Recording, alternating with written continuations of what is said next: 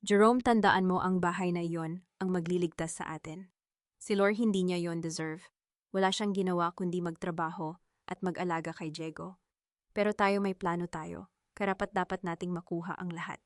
Nanigas ako, nakatayo ako sa may pintuan ng kusina, hawak ang lumang libro ng nanay ko na akala ko'y nakalimutan ko na. Ang boses na iyon si Grace ang sarili kong ate. At ang sinasabi niya, tungkol sa akin, tungkol sa bahay. Parang may humila sa dibdib ko isang sakit na hindi ko maipaliwanag. Ang kamay kong may hawak ng libro ay nagsimulang manginig. Hindi ako makahinga. Bawat paghinga ko ay parang may tumutusok sa baga ko. Hindi ko alam kung gaano katagal akong nakatayong tulala. Ang tanging naririnig ko ay ang boses ni Grace na patuloy na nagsasalita sa kabilang linya kausap si Jerome. Si Jerome ang lalaking akala ko'y makakasama ko habang buhay. Ang lalaking nagbigay sa akin ng singsing na ito. Napatingin ako sa kamay ko. Ang singsing na bigay ni Jerome noong ikalawang anibersaryo namin. Dahan-dahan kong hinawakan ito pinaikot-ikot sa daliri ko. Malamig ito parang ang pakiramdam sa buong katawan ko. Parang gusto kong tanggalin pero hindi ko magawa. Parang natigilan ang buong pagkatao ko. Lord, nandiyan ka ba? Napatalon ako sa boses ni Diego mula sa taas. Ate, anong ulam, nagugutom na ako, bilisan mo. Ang boses niya ang nakababatang kapatid kong si Diego. Ang dahilan kung bakit ginagawa ko ang lahat ng ito. Ang dahilan kung bakit dalawang trabaho ang pinagsasabay ko. Ang dahilan kung bakit tumanggi akong magturo sa ibang bansa noong inalok ako ng paaralan. Ang dahilan kung bakit ibinenta ko ang makina ng nanay natin para lang may pambili siya ng gamit sa paaralan. Hindi ako perpektong tao. Hindi ako perpektong ate. Pero ibinigay ko ang lahat. Lahat. Tuwing umaga 6:00 na sa paaralan na ako. Tuwing gabi pagkatapos ng klase nagtututor ako hanggang 10:00. Hindi ako umattend ng mga party, hindi ako nakipag-date ng maayos, hindi ako nakapag-ipon para sa sarili ko. Lahat ng kinita ko napupunta kay Diego, sa pagkain niya, sa damit niya, sa baon niya, sa pangarap niyang makapagkolehiyo. At ngayon naririnig ko ang sarili kong ate na nagsasabing hindi ko deserve ang bahay na ito. Ang bahay na ito ang bahay na pinaghirapan ng nanay at tatay natin. Ang bahay na may lumang puno ng mangga sa likod, kung saan ako natutong umakyat. Ang bahay na may maliit na altar sa sulok, kung saan nagdarasal ang nanay tuwing umaga. Ang bahay na ito ang tanging natira sa ating pamilya. Lord, narinig mo ba ako't sigaw ni Diego ulit? Kinuha ko ang libro, sa kamay ko ang lumang libro ng nanay na may mga recipe. Noong binuksan ko ito para hanapin ang recipe ng adobo na paborito ni Diego, may nahulog na papel, isang liham. Sulat kamay ni Jerome. Nakasulat sa itaas, para kay Grace, ang babaeng nakakaintindi sa akin. Pinagmasdan ko ang sulat kamay na iyon, familiar na familiar. Ang parehong sulat kamay na nagsusulat sa akin ng mga love letter noong una kaming magkakilala. Ang parehong sulat kamay na nagiiwan ng mga tala sa ref tuwing umaga, mahal, may baon kang saging, ingat ka. Ang parehong sulat kamay na sumusulat ng mahal kita sa bawat card tuwing Valentine's Day. At ngayon sinusulatan niya ang ate ko. Bakit bulong ko pero wala namang sumasagot? Ang kusina ay tahimik maliban sa tunog ng kumukulong adobo sa kalan.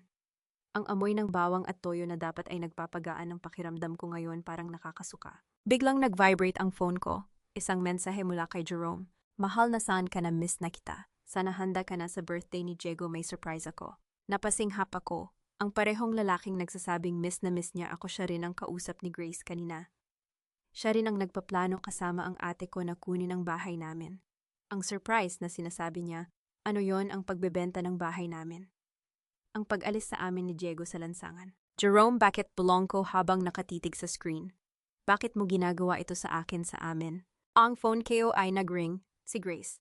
Lord, nasa labas ako. Kailangan nating mag-usap tungkol sa bahay. Ngayon na. Tumingin ako sa orasan, 6:00 media. Ang birthday party ni Diego ay magsisimula sa 30 minuto. Ang cake ay nasa mesa nakalagay sa kahon. Ang lobo ay nakatali sa upuan. Ang mga plato at baso ay nakaayos na. Lahat handa na. Lahat maliban sa akin. Lord, saan ka na ba, ang sigaw ni Diego? Naririnig ko ang yabag niya sa hagdan. Papababa na siya. Pinunasan ko ang luha sa pisanggi gamit ang likod ng kamay ko. Huminga ako ng malalim. Kailangan kong magpakatatag. Kailangan kong maging normal. Para kay Diego, para sa birthday niya. Ate, bakit ka umiyak? Nilinggon ko si Diego na nakatayo na sa may pintuan ng kusina. Nakakunot ang noo niya, may pag-aalala sa mga mata. Hindi ko alam kung ano ang sasabihin. Hindi ko alam kung paano sasabihin sa kanya na ang paborito niyang ate ang babaeng nagbigay sa kanya ng bagong cellphone at bagong sapatos, ay kasabwat ng nobyo ko para nakawin ang bahay namin. Wala Diego, sabi ko pilit ng ngumingiti. Naluluha lang ako sa sibuyas. Hindi siya naniwala. Pero hindi na siya nagtanong. Bumalik siya sa taas at narinig ko ang tunog ng laro niya sa computer. Doon ako nakatayo sa kusina hawak ang liham ni Jerome. Ang liham na nagsasabing mahal niya si Grace. Ang liham na nagsasabing may plano silang dalawa. Ang liham na nagsasabing hindi ko deserve ang bahay na ito. At sa sandaling iyon, may nagbago sa akin. Ang sakit na iyon, na parang may tumutusok sa dibdib ko, ay naging apoy. Isang apoy na hindi ko alam na kaya kong maramdaman. Isang apoy na nagsasabing hindi ako papayag. Hindi ko alam kung ano ang gagawin. Hindi ko alam kung paano haharapin ito. Pero alam ko na hindi ako tatahimik. Hindi ko hahayaan na kunin nila ang bahay na ito. Hindi ko hahayaan na saktan nila si Diego. Hindi ko hahayaan na sirain nila ang pamilya na pinaghirapan ng nanay at tatay natin. Kinuha ko ang phone ko. Ang screen ay nagpapakita pa rin ng mensahe ni Jerome. Mahal na saan ka, na-miss na kita. Hindi ko alam kung bakit ko ginawa ito. Siguro dahil sa sobrang sakit. Siguro dahil kailangan kong marinig ito mula sa kanya. Siguro dahil kailangan kong patunayan sa sarili ko na hindi ako nababaliw. Pinindot ko ang call button. Isang tawag, bulong ko. Kailangan kong marinig ang katotohanan. Mahal, nandyan ka na ba, kanina pa kita hinahanap? Sabi ni Jerome, ang boses niya ay puno ng saya. Ang boses na iyon, ang boses na minahal ko, ay ngayon ay parang peke sa pandinig ko. Jerome, sabi ko pilit na kinokontrol ang boses ko. Kausap mo ba si Grace? Sandaling katahimikan. Hashi, Ate Grace, bakit mo naman naitanong? Kasi nakita ko ang liham mo, sabi ko, at naramdaman ko ang panginginig ng boses ko. Ang liham mo para sa kanya. Nakita ko ito sa libro ng nanay. Liham, anong liham, Lore? Sa palagay ko nagkakamali ka, sabi niya, at ang boses niya ay nagbago, parang nagiging defensive na. Wala akong liham na ibinigay kay Grace. Siguro luma na yan o galing sa iba. Jerome, kilala ko ang sulat kamay mo, sabi ko, at ang luha ay nagsimula ng tumulo sa pisngi ko. Kilala ko ang boses mo, at kilala ko ang kasinungalingan mo. Lore, huwag kang ganyan. Bakit ka nagiging paranoid? Siguro pagod ka lang, marami kang trabaho. Kailangan mo ng pahingan, sabi niya, at ang boses niya ay puno ng awa-awa na hindi totoo. Paranoid, Jerome, nabasa ko ang liham. Sinasabi mo na mahal mo si Grace. Sinasabi mo na may plano kayong dalawa. Sinasabi mo na hindi ko deserve ang bahay na ito. Lord, hindi totoo yan. Saan mo ba nakuha yan? Sino ang nagkwento sa'yo? Si Grace ba? Si Grace ba ang nagkwento sa'yo? Parang naguguluhan siya, pero alam kong peke ang pagtataka niya. Lord, huwag kang maniwala sa mga sinasabi ng iba. Ako ang nobyo mo. Mahal kita. Hindi ko gagawin yan sa'yo. Jerome, nakita ko ang sulat kamay mo. Hindi ako bulag. Hindi ako tanga. Lord, nakikiusap ako sa'yo, sabi niya, at ang boses niya ay naging malambot ang boses na ginagamit niya kapag gusto niyang kumbinsihin ako. Pumunta ka dito, mag-usap tayo, harap-harapan. Saka mo makikita na wala akong ginagawa sa'yo. Saka mo makikita na mahal kita. Jerome, hindi ako pupunta dyan, sabi ko, at pinunasan ko ang luha ko. Hindi ako pupunta dyan para makinig sa mga kasinungalingan mo. Lord, bakit ka ganyan? Bakit hindi ka marunong magtiwala? Sabi niya, at ngayon ay parang sinisisi na niya ako. Ako ang nobyo mo. Ako ang lalaking nangako na aalagaan ka. Bakit hindi ka naniniwala sa akin? Bakit mas naniniwala ka pa sa mga chismis? Hindi chismis to, Jerome. Liham to, liham mo, sulat kamay mo, at nabasa ko ito. Lord, nakikiusap ako sa'yo, sabi niya, at ang boses niya ay naging desperado na. Huwag mong sirain ang relasyon natin dahil sa isang pagkakamali. Huwag mong sirain ang lahat ng pinaghirapan natin. Pinaghirapan, natawa ako pero walang saya sa tawa ko. Anong pinaghirapan mo, Jerome? Ang magtago ng lihim, ang magsinungaling sa akin. Ang magplano kasama ang ate ko na kunin ang bahay namin. Lord, hindi ko alam kung saan mo nakuha yan, pero tama na, Jerome, sabi ko, at ang boses ko ay naging matigas. Tama na, ayoko nang marinig ang mga kasinungalingan mo. At pinindot ko ang end call. Tumayo ako doon, hawak ang phone ko, pinagmamasdan ang screen na nagpapakita ng call ended.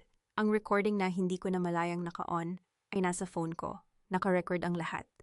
Ang pagtanggi niya, ang pagtatanggol niya, ang pagsisi niya sa akin. Hindi ko alam na ang recording na iyon na ginawa ko sa sobrang sakit ay magiging isa sa pinakamahalagang ebidensya sa laban ko para sa bahay na ito. Hindi ko alam na ang recording na iyon ay magiging sandata ko laban sa sarili kong ate at sa lalaking minahal ko. Pero sa sandaling iyon, hindi ko iniisip ang tungkol sa laban. Hindi ko iniisip ang tungkol sa ebidensya. Iniisip ko lang ang sakit. Ang sakit na parang may humihigop sa aking dibdib. Ang sakit na parang may kumakain sa aking puso. Bakit bulong ko habang nakatingin sa liham ni Jerome? Bakit mo ginawa ito sa akin? Bakit mo ginawa ito sa amin? Anong nagawa ko sa'yo? Ang phone ko ay nag-vibrate ulit. Si Jerome, mahal, tawagan mo ako. Kailangan nating mag-usap. Hindi ko sinagot. Ibinaba ko ang phone ko sa mesa at tumingin ako sa cake ni Diego. Ang cake na may nakasulat na Happy Birthday, Diego. Ang cake na binili ko, gamit ang ipon ko, ang ipon na dapat ay para sa bagong sapatos ko, pero ginamit ko para kay Diego. Diego, bulong ko. Paano ko sasabihin sa'yo? Paano ko sasabihin sa'yo na ang ate mong si Grace, ang babaeng binibilhan ka ng cellphone at sapatos, ay nagpaplano na kunin ang bahay natin? Paano ko sasabihin sa'yo na ang nobyo ko, ang lalaking sinasabi mong paborito mo, ay kasabwat niya? Biglang tumunog ang doorbell. Lore, may tao sa labas, sigaw ni Diego mula sa taas. Napatingin ako sa pintuan. Ang puso ko ay mabilis na tumibok. Sino kaya yon? Si Jerome, si Grace? Dumadaan ako, sabi ko at pinunasan ko ang muka ko. Bumaba ka na lang dito, Diego. Malapit na tayong kumain. Binuksan ko ang pintuan at doon nakatayo si Grace. Nakangiti siya. Nakasuot siya ng pulang damit, ang paborito niyang kulay. Ang kanyang buhok ay maayos na maayos. Ang kanyang makeup ay perpekto. Parang wala siyang problema sa mundo. Lore, sabi niya, at ang boses niya ay puno ng init, ang init na alam kong peke. Happy birthday kay Diego, may dala akong regalo. Tiningnan ko siya, ang ate ko. Ang babaeng kausap ni Jerome kanina. Ang babaeng nagsasabing hindi ko deserve ang bahay na ito. Grace, sabi ko at ang boses ko ay parang hindi sa akin. Bakit ka nandito? Para sa birthday ni Diego, syempre, sabi niya at ngumiti siya. At may kailangan din tayong pag-usapan tungkol sa bahay. Napahigpit ang hawak ko sa pintuan. Bahay, anong bahay? Ang bahay na ito, Lord Nocturne, sabi niya, at ang ngiti niya ay hindi naglaho. May buyer na ako, kailangan nating pag-usapan ang pagbebenta nito para akong sinampal. Ano, Grace, hindi mo pwedeng ibenta ang bahay na ito. Ito ang bahay natin. Ito ang bahay ng nanay at tatay. Lore, alam mo naman na sa akin ang titulo ng bahay na ito, sabi niya, at ang boses niya ay naging matigas. Ako ang humawak nito simula noong mamatay sila. At may karapatan akong gawin ang kahit ano dito. Grace, hindi mo pwedeng gawin ito, sabi ko at ang boses ko ay nanginginig. Si Diego, nasaan siya? Saan siya titira? Saan kami titira? Lore, huwag kang mag-alala, sabi niya, at ang ngiti niya ay bumalik. May plano ako. May plano kaming dalawa ni Jerome. Napahigpit ang hawak ko sa pintuan. Jerome, anong kinalaman ni Jerome dito? Ngumiti si Grace. Hindi mo pa alam si Jerome at ako may pinag-uusapan kaming plano. Isang plano na makakatulong sa ating lahat. Grace, anong plano? Anong sinasabi mo? Lore, pasok muna akon, sabi niya, at pumasok siya sa loob nang hindi naghihintay ng pahintulot ko. Mainit sa labas at kailangan nating mag-usap ng mahaba. Tumingin ako sa kanya at sa sandaling iyon, nakita ko ang katotohanan. Ang katotohanang hindi ko nakita noon. Ang katotohanang nakatago sa likod ng mga ngiti at mga regalo at mga salitang mahal kita. Si Grace, ang ate ko, ay hindi ko kakampi. Siya ang kalaban ko. At si Jerome, ang lalaking minahal ko, ay kasabwat niya. Grace, sabi ko at ang boses ko ay naging matigas. Hindi ko hahayaan na kunin mo ang bahay na ito. Hindi ko hahayaan na saktan mo si Diego. Hindi ko hahayaan na sirain mo ang pamilya na pinaghirapan ng nanay at tatay. Ngumiti siya. Lore, huwag kang mag-alala. Hindi ko sasaktan si Diego. Mahal ko si Diego. Mahal ko kayong dalawa. Gusto ko lang ng magandang kinabukasan para sa ating lahat. Sa pamamagitan ng pagbebenta ng bahay natin. Sa pamamagitan ng pagsisimula ng bago, sabi niya, at ang mga mata niya ay kumikinang. May plano ako, Lore. Isang magandang plano. At kung makikinig ka lang sa akin, Grace, hindi ako makikinig sa'yo, sabi ko, at ang boses ko ay nanginginig. Hindi ako makikinig sa mga kasinungalingan mo. Hindi ako makikinig sa mga plano mo, dahil alam ko na ang totoo. Ano ang totoo ng tanong niya at ang ngiti niya ay naglaho. Ang totoo na ikaw at si Jerome may relasyon kayo. Sabi ko at ang luha ay nagsimula ng tumulo sa pisngi ko. Ang totoo na nagpaplano kayong kunin ang bahay na ito. Ang totoo na hindi mo ako mahal. Hindi mo kami mahal. Lore, ano ang sinasabi mo? Sabi niya, at ang boses niya ay naging defensive. Bakit ka nag-iimbento ng mga kwento? Bakit ka nagiging paranoid? Hindi ako nag-iimbento, Grace. Nakita ko ang liham ni Jerome, ang liham na nakasulat para sa'yo. Nanlamig ang mukha ni Grace. Liham, anong liham? Ang liham na nagsasabing mahal ka niya. Ang liham na nagsasabing may plano kayong dalawa. Ang liham na nagsasabing hindi ko deserve ang bahay na ito. Lord, hindi ko alam kung anong pinagsasabi mo, sabi niya, at ang boses niya ay naging matigas. Pero kung may liham kang nakita, siguro galing yan sa iba. Siguro peke yan, siguro may nagtatanim sa'yo. Grace, kilala ko ang sulat kamay ni Jerome, at kilala ko ang boses niya, at narinig ko ang usapan niyo kanina. Nanlamig siya. Ano, kailan, san? Sa phone, sabi ko, at ang boses ko ay nanginginig. Narinig ko ang usapan niyo, narinig ko ang plano niyo, narinig ko ang sinabi mo na hindi ko deserve ang bahay na ito. Lord, nakikinig ka sa usapan ng iba, sabi niya, at ang boses niya ay naging accusatory. Bakit ka nakikinig? Bakit ka nag-espya sa akin? Hindi ako nag-espya, Grace. Nagkataon lang na narinig ko. Nagkataon na nasa kusina ako at narinig ko ang boses mo sa phone ni Jerome. Lord, hindi mo naintindihan, sabi niya, at ang boses niya ay naging malambot, ang boses na ginagamit niya kapag gusto niyang kumbinsihin ako. May mga bagay na hindi mo alam. May mga bagay na hindi mo naiintindihan. May mga plano ako para sa atin. Grace, hindi ako interesado sa mga plano mo, sabi ko, at ang boses ko ay naging matigas. Hindi ako interesado sa mga kasinungalingan mo. Ang interesado ako ang bahay na ito, ang pamilya na ito, si Diego. At hindi ko hahayaan na sirain mo ang lahat ng ito. Lord, huwag kang ganyan, sabi niya, at ang boses niya ay naging pleading. Mag-usap tayo ng maayos. Hindi tayo dapat nag-aaway. Grace, hindi tayo nag-aaway, sabi ko, at pinunasan ko ang luha ko. Inilalayo mo lang ang sarili mo sa akin. Inilalayo mo lang ang sarili mo sa pamilya natin. At hindi ko hahayaan na mangyari yan. Tumingin siya sa akin at sa sandaling iyon. Nakita ko ang isang bagay sa mga mata niya, isang bagay na hindi ko maintindihan. Takot, galit o kaya pagsisisi. Lord, twankit agimab bad. Sabi niya, at ang boses niya ay naging mahina. May mga bagay akong hindi mo alam. May mga bagay akong ginawa, mga bagay na hindi mo maiintindihan. Pero naniniwala ako na ito ang tamang desisyon. Naniniwala ako na ito ang makakatulong sa ating lahat. Grace, hindi mo kailangang ipaliwanag, sabi ko, at ang boses ko ay naging matigas. Alam ko na ang totoo, at hindi ko hahayaan na kunin mo ang bahay na ito. Lord, Yin. Tama na, Grace, sabi ko, at binuksan ko ang pintuan. Umalis ka na. Ayoko nang makita ka. Ayoko nang marinig ang mga kasinungalingan mo. Lord, huwag! Umalis ka na, Grace, sabi ko, at ang boses ko ay nanginginig. Umalis ka na bago pa ako magsisi sa mga sasabihin ko. Tumingin siya sa akin at sa sandaling iyon. Nakita ko ang isang bagay sa mga mata niya, isang bagay na hindi ko maintindihan. Pero hindi na ako naghintay.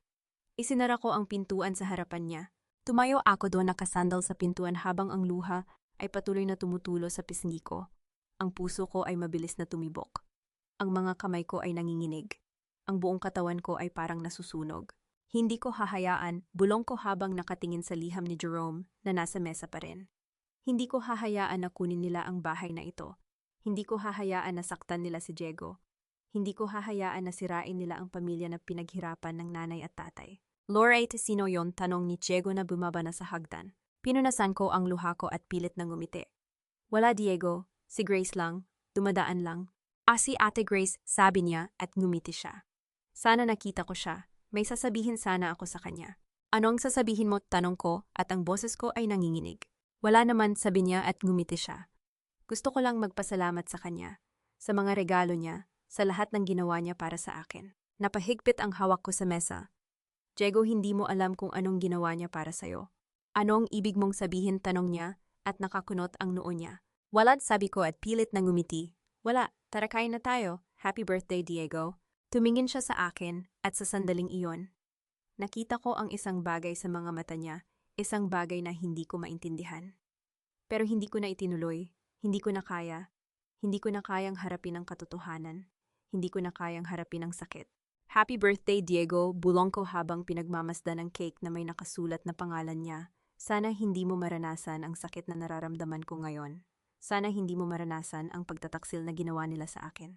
At sa sandaling iyon, habang nakatayo ako sa kusina, hawak ang liham ni Jerome at ang recording ng tawag namin, alam kong may nagbago sa akin. Ang babaeng dati ay naniniwala sa kabutihan ng lahat, ang babaeng dati ay nagtitiwala sa mga taong mahal niya ay hindi na pareho. Ang babaeng yon ay patay na. At sa kanyang lugar isang babae na handang lumaban. Isang babae na handang protektahan ang kanyang pamilya. Isang babae na handang gawin ang lahat para sa bahay na hindi niya hahayaang maibenta. Laban tayo, Grace. Bulong ko habang nakatingin sa pintuan kung saan nakatayo ang ate ko kanina. Laban tayo at panalo ako. Umaga nandiyo kaarawan ni Diego pero parang may mabigat na bato sa dibdib ko. Ginising ko siya ng maaga para maghanda. Bibili sana kami ng cake, magluluto ng spaghetti, at magdiriwang na parang walang nangyari kagabi. Pinilit kong ngumiti habang inaayos ko ang kanyang kwelyo. Diego, bilisan mo, baka maubusan tayo ng cake sa bakery. Sabi ko habang hinihila ko siya papunta sa pinto. Sandali lang ate, may sasabihin ako sa'yo, sabi niya, at ang mga mata niya ay kumikinang sa tuwa. Kahapon sinabihan ako ni Ate Grace na may sorpresa siya sa akin ngayon. Sabi niya may bago siyang phone para sa akin. Napahinto ako. Ang kamay ko ay kumuyom sa gilid ng pinto. Diego, hindi mo kailangan ng bagong phone. Yung phone mo okay pa naman. Ate, please naman, Ate Grace nga, binibilhan ako ng mga gamit. Ikaw puro aral at bawal, sabi niya, at ang boses niya ay may halong inis. Tsaka sabi niya dadalhin niya ako sa mall mamaya. Pumayag ka na lang. Hindi ako nakasagot. Anong sasabihin ko? Na ang Ate Grace na pinasasalamatan niya ay ang babaeng nagpaplanong agawin ang bahay namin. Na ang Ate Grace na binibilhan siya ng phone ay ang babaeng may relasyon sa kasintahan ko. Tara na ating, sabi niya at hinila ako papunta sa labas. Baka malate tayo. Buong araw pilit kong itinago ang sakit na nararamdaman ko. Sa supermarket habang pumipili ako ng spaghetti napansin kong may isang kamay na humawak sa balikat ko. Lore baby, happy birthday kay Diego. Sabi ng boses na familiar ang boses na minsan kong minahal, ang boses na nagtaksil sa akin. Lumingon ako. Si Jerome. Nakasmile siya, may daladalang regalo na may ribbon.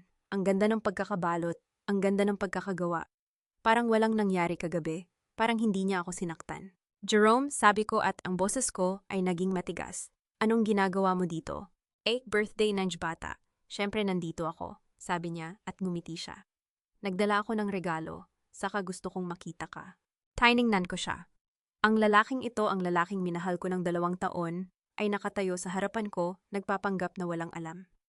Ang lalaking ito, ang lalaking nagsulat ng liham sa ate ko ay nagsasabing mahal niya ako. Jerome, huwag mo akong lokohin, bulong ko at ang boses ko ay nanginginig. Alam ko na ang tungkol sa inyo ni Grace. Nanlamig siya, ang ngiti niya ay biglang nawala. Ang mga mata niya ay nagdilim. Lord, huwag kang ganyan. Wala kang karapatang sabihin sa akin kung paano ako dapat kumilos. Sabi ko at ang boss ko ay naging matigas. Umalis ka na, ayoko nang makita ka. Lord, please. Umalis ka na, Jerome, sabi ko at ang mga mata ko ay nagsimulang mapuno ng luha. Umalis ka na bago pa ako magsisi sa mga sasabihin ko. Tumingin siya sa akin ng matagal. May sasabihin pa sana siya, pero hindi na ako naghintay. Binalinggan ko siya at mabilis na naglakad palayo habang ang puso ko ay mabilis na tumibok. Pagdating namin sa bahay, nakita ko ang isang kotse na nakapark sa harap. Pulang kotse. Familiar na familiar, ang kotse ni Grace. Nandito na kayo, sabi ni Grace na bumaba mula sa kotse. Nakasuot siya ng pulang dress at pulang heels. Ang buhok niya ay maayos na maayos. Ang ngiti niya ay perpekto. Parang walang nangyari kagabi. Parang hindi niya sinubukang kunin ang bahay namin. Ate Grace, sigaw ni Diego at tumakbo siya papunta sa kanya. Saan ang surprise ko? Sabi mo may bago kang phone para sa akin. Sandali lang, Diego, sabi ni Grace at hinawakan ang ulo niya. May kausap muna ako sa ate mo, mamaya na natin pag-usapan ng phone. Tiningnan niya ako. Ang mga mata niya ay malamig. Ang ngiti niya ay peke. Lore, pwede ba kitang makausap niya, tanong niya, at ang boses niya ay mahinahon. May importante akong sasabihin sa'yo. Wala akong kailangang marinig mula sa'yo, Grace. Sabi ko at ang boses ko ay naging matigas. Lore, please, para sa ikabubuti ng pamilya natin, sabi niya, at ang boses niya ay naging pleading. Sandali lang, pangako. Tiningnan ko siya. Ang babaeng ito, ang ate ko, ay nakatayo sa harapan ko, nagpapanggap na nagmamalasakit. Ang babaeng ito, ang ate ko, ay nagpaplanong agawin ang bahay namin. Fine, sabi ko at tinuro ko ang kusina. Sa kusina tayo mag-usap. Pumasok kami sa kusina, isinara ko ang pinto. Tiningnan ko siya ng diretso sa mata. Anong kailangan mo, Grace? Tanong ko at ang boses ko ay malamig. Lore, alam kong galit ka sa akin, sabi niya, at ang boses niya ay naging malambot. Alam kong may mga bagay na hindi mo naintindihan. Pero gusto kong ipaliwanag. Wala kang kailangang ipaliwanag, sabi ko at pinutol ko siya. Alam ko na ang totoo. Alam ko na ang tungkol sa inyo ni Jerome. Alam ko na ang plano ninyong ibenta ang bahay na ito. Nanlamig siya. Ang mukha niya ay biglang naging putla. Ang mga mata niya ay nagdilim. Lore, Grace, huwag mo akong lokohin, sabi ko at ang boses ko ay nanginginig. Nakita ko ang liham. Narinig ko ang tawag. Alam ko na ang lahat. Tumingin siya sa akin ng matagal. At pagkatapos ngumiti siya, isang ngiti na malamig. Isang ngiti na puno ng paghamak. Ah, ganon ba't sabi niya at ang boses niya ay naging matigas. Anong gagawin mo patunayan mo? Wala kang ebidensya. At kahit mayroon ka sino ang maniniwala sa'yo, ang guro na walang pera o ang real estate agent na may connection. Nanlamig ako. Ang mga salita niya ay parang kutsilyo na tumusok sa puso ko. Pero hindi ako nagpatalo. Grace, hindi mo kailangang manakot. Sabi ko at ang boses ko ay naging matigas. Alam ko ang totoo at hindi ko hahayaan na kunin mo ang bahay na ito. Lore, huwag kang ganyan, sabi niya at ang boses niya ay naging pleading. Mag-usap tayo ng maayos. Hindi tayo dapat nag-aaway. Grace, hindi tayo nag-aaway, sabi ko at pinunasan ko ang luha ko. Inilalayo mo lang ang sarili mo sa akin. Inilalayo mo lang ang sarili mo sa pamilya natin. At hindi ko hahayaan na mangyari yan. Tumingin siya sa akin at sa sandaling iyon. Nakita ko ang isang bagay sa mga mata niya, isang bagay na hindi ko maintindihan. Takot, galit o kaya pagsisisi. Lord tatay. Sabi niya at ang boses niya ay naging mahina. May mga bagay akong hindi mo alam. May mga bagay akong ginawa, mga bagay na hindi mo maiintindihan. Pero naniniwala ako na ito ang tamang desisyon. Naniniwala ako na ito ang makakatulong sa ating lahat. Grace, hindi mo kailangang ipaliwanag ka. Sabi ko at ang boses ko ay naging matigas. Alam ko na ang totoo at hindi ko hahayaan na kunin mo ang bahay na ito. Lori? Tama na, Grace, sabi ko at binuksan ko ang pintuan. Umalis ka na. Ayoko nang makita ka. Ayoko nang marinig ang mga kasinungalingan mo. Lord, huwag! Umalis ka na, Grace, sabi ko at ang boses ko ay nanginginig. Umalis ka na bago pa ako magsisi sa mga sasabihin ko. Tumingin siya sa akin at sa sandaling iyon. Nakita ko ang isang bagay sa mga mata niya, isang bagay na hindi ko maintindihan. Pero hindi na ako naghintay. Isinara ko ang pintuan sa harapan niya. Tumayo ako doon nakasandal sa pintuan habang ang luha ay patuloy na tumutulo sa pisngi ko. Ang puso ko ay mabilis na tumibok. Ang mga kamay ko ay nanginginig. Ang buong katawan ko ay parang nasusunog. Hindi ko hahayaan, bulong ko habang nakatingin sa liham ni Jerome na nasa mesa pa rin. Hindi ko hahayaan na kunin nila ang bahay na ito. Hindi ko hahayaan na saktan nila si Diego. Hindi ko hahayaan na sirain nila ang pamilya na pinaghirapan ng nanay at tatay. Laura, ito sino yon? Tanong ni Diego na bumaba na sa hagdan. Pinunasan ko ang luha ko at pilit na ngumiti. Wala, Diego. Si Grace lang. Dumadaan lang. Si Ate Grace, sabi niya at ngumiti siya. Sana nakita ko siya. May sasabihin sana ako sa kanya.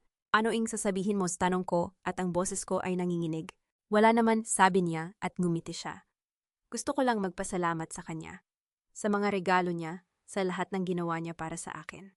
Napahigpit ang hawak ko sa mesa. Diego, hindi mo alam kung anong ginawa niya para sa'yo.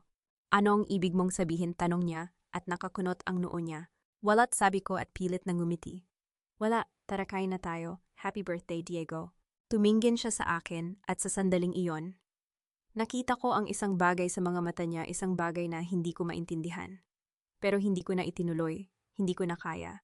Hindi ko na kayang harapin ang katotohanan. Hindi ko na kayang harapin ang sakit. Happy birthday, Diego, bulong ko habang pinagmamasdan ang cake na may nakasulat na pangalan niya. Sana hindi mo maranasan ang sakit na nararamdaman ko ngayon. Sana hindi mo maranasan ang pagtataksil na ginawa nila sa akin. At sa sandaling iyon, habang nakatayo ako sa kusina, hawak ang liham ni Jerome at ang recording ng tawag namin, alam kong may nagbago sa akin. Ang babaeng dati ay naniniwala sa kabutihan ng lahat. Ang babaeng dati ay nagtitiwala sa mga taong mahal niya ay hindi na pareho. Ang babaeng yon ay patay na. At sa kanyang lugar isang babae na handang lumaban. Isang babae na handang protektahan ang kanyang pamilya. Isang babae na handang gawin ang lahat para sa bahay na hindi niya hahayaang maibenta. Laban tayo, Grace. Bulong ko habang nakatingin sa pintuan kung saan nakatayo ang ate ko kanina. Laban tayo, at panalo ako. Napasinghap ako nang marinig ko ang boses ni Diego mula sa kwarto niya. Ang tawa niya parang walang kamalay-malay sa lahat ng nangyayari sa paligid niya. Ilang minuto pa lang ang nakalipas mula nang isara ko ang pinto kay Grace at narito si Diego masaya habang ang mundo ko ay gumuho. Huminga ako ng malalim at umakyat sa hagdan. Ang bawat hakbang ay mabigat, parang may pumipigil sa akin na harapin ang katotohanan. Pero kailangan kong sabihin sa kanya. Kailangan niyang malaman. Kumatok ako sa pinto ng kwarto niya. Diego, pwede ba kitang makausap? Sandali ate, tapusin ko lang sigaw niya at narinig ko ang tunog ng game controller. Tumango ako kahit hindi niya ako nakikita. Sumandal ako sa pinto at pinikit ang mga mata. Ang puso ko ay mabilis na tumibok. Ang mga kamay ko ay malamig. Ilang minuto ang lumipas bago ko narinig ang boses niya. O ete, pasok ka na. Binuksan ko ang pinto at nakita ko siyang nakaupo sa kama, nakatingin pa rin sa screen ng TV. Ang kwarto niya puno ng mga poster ng basketball, mga laro, at mga gamit na binili ni Grace. Napansin ko ang bagong cellphone sa tabi niya, ang bagong sapatos sa sulok. Diego, may sasabihin ako sa'yo, sabi ko at umupo ako sa tabi niya. Sandali ate, may kalaban ako. Sabi niya, hindi pa rin inaalis ang mata sa screen. Diego, importante to. Sandali lang ate, mamamatay ako dito. Diego. Napatingin siya sa akin at nakita ko ang pagkagulat sa mga mata niya. Hindi ako sumisigaw, hindi ako marunong sumigaw, pero nanginginig ang boses ko. Anong problema ating, tanong niya at pinatay niya ang laro. Umupo ako ng harapan sa kanya. Tiningnan ko ang mga mata niya, ang mga mata na kamukha ng tatay namin. Ang mga mata na laging may pag-asa. Diego, may kailangan kang malaman tungkol kay Ate Grace. Anong tungkol kay Ate Grace? Tanong niya at nakakunot ang noo niya. Diego, si Ate Grace at si Jerome, napahinto ako. Ang mga salita ay parang bato sa lalamunan ko. May relasyon sila, 2 taon na. Tumawa si Diego. Ate, biro mo naman. Si Jerome, boyfriend mo yon? Bakit naman? Diego, nahanap ko ang sulat, sabi ko, at inilabas ko ang liham mula sa bulsa ko. Sulat ni Jerome para kay Grace. Sinasabi niya na mahal niya ito, na plano nilang ibenta ang bahay na ito, na magsasama sila. Tiningnan ni Diego ang sulat at sa sandaling iyon, nakita ko ang pagbabago sa mga mata niya. Ing pagkagulat, ang pagkalito, ang galit. Ate, anong pinagsasabi mo? Sabi niya at tumayo siya. Si Ate Grace, hindi siya ganoon. Si Ate Grace ang nag-alaga sa akin. Si Ate Grace ang nagbigay sa akin ng mga gamit ko. Si Ate Grace ang laging nandyan para sa akin. Diego, hindi mo naiintindihan. Ako ang hindi nakakaintindi, sigaw niya at napalingon ako sa kanya. Ate, palagi kang wala, palagi kang nasa trabaho. Palagi kang nasa paaralan. Wala kang oras para sa akin. Si Ate Grace ang nag-alaga sa akin habang wala ka. Diego, si Ate Grace ang nagbigay sa akin ng bagong cellphone, ng bagong sapatos. Patuloy niya at ang boses niya ay nanginginig sa galit. Ikaw puro aral at trabaho lang. Wala kang oras sa akin. Si Ate Grace ang nag-alaga sa akin habang wala ka. Ang imaga salita niya ay parang palaso na tumusok sa puso ko. Tumayo ako at ang mga tuhod ko ay nanginginig. Pero hindi ako umiyak. Hindi ko kayang umiyak. Kung iiyak ako, mas lalo siyang lalayo. Diego, naintindihan kita, sabi ko at ang boses ko ay mahina pero matatag. Naintindihan kita. Alam kong hindi ako laging nandyan. Alam kong hindi ako laging nakakasama mo. Pero ginawa ko ang lahat para sa'yo. Lahat ng pinaghirapan ko, lahat ng pagod ko para sa'yo yon. Hindi ko kailangan ng pera mo, atik, sigaw niya. Kailangan ko ng oras mo, kailangan ko ng presensya mo, pero wala ka, laging wala.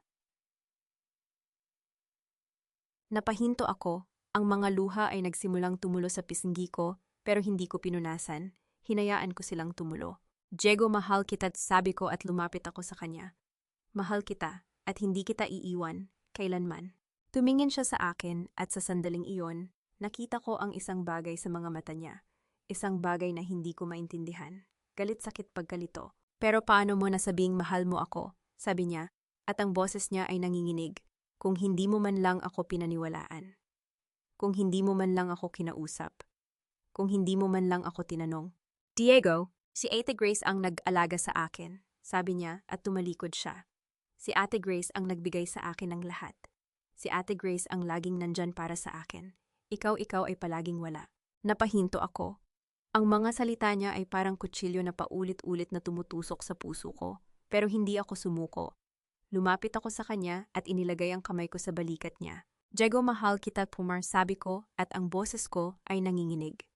Hindi kita iiwan, hindi kita iiwan, kahit ano pa ang sabihin mo, kahit ano pa ang gawin mo, pamilya tayo, at ang pamilya hindi nag-iiwanan.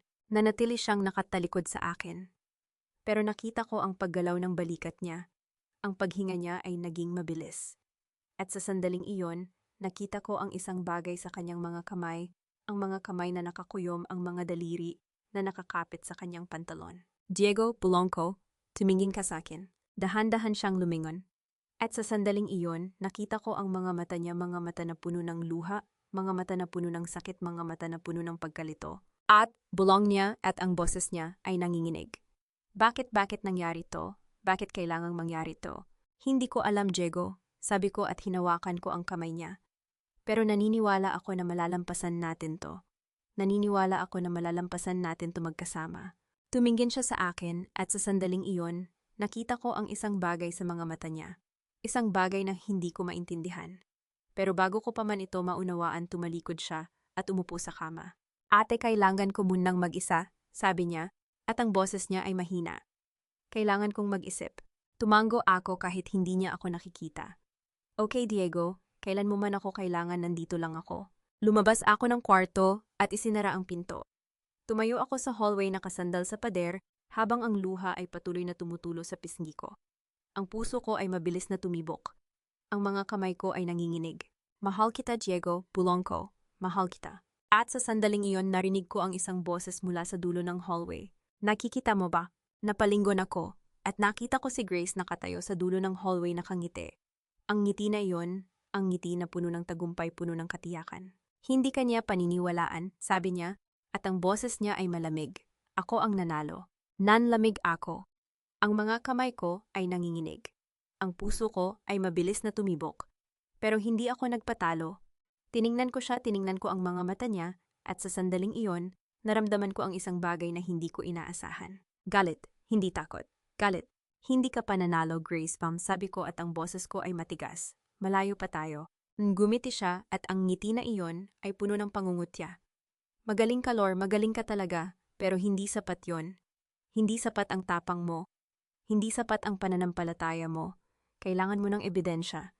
Kailangan mo ng katibayan, at wala ka niyan. Napahigpit ang hawak ko sa bulsa ko. At sa sandaling iyon, naramdaman ko ang malamig na bagay sa loob ng bulsa ko, ang cellphone ko. Ang cellphone na may recording ng tawag namin ni Jerome. May ebidensya ako, Grace, bulong ko, at ang boses ko ay nanginginig. May ebidensya ako. Gumiti siya at ang ngiti na iyon ay puno ng katiyakan. Hindi sapat yan, Lor. Hindi sapat yan. Kailangan mo ng higit pa. Kailangan mo ng patunay at wala ka niyan. Tumalikod siya at bumaba sa hagdan. At sa sandaling iyon, habang pinagmamasdan ko siyang umalis, naramdaman ko ang isang bagay na hindi ko inaasahan. Takot. Hindi galit. Takot.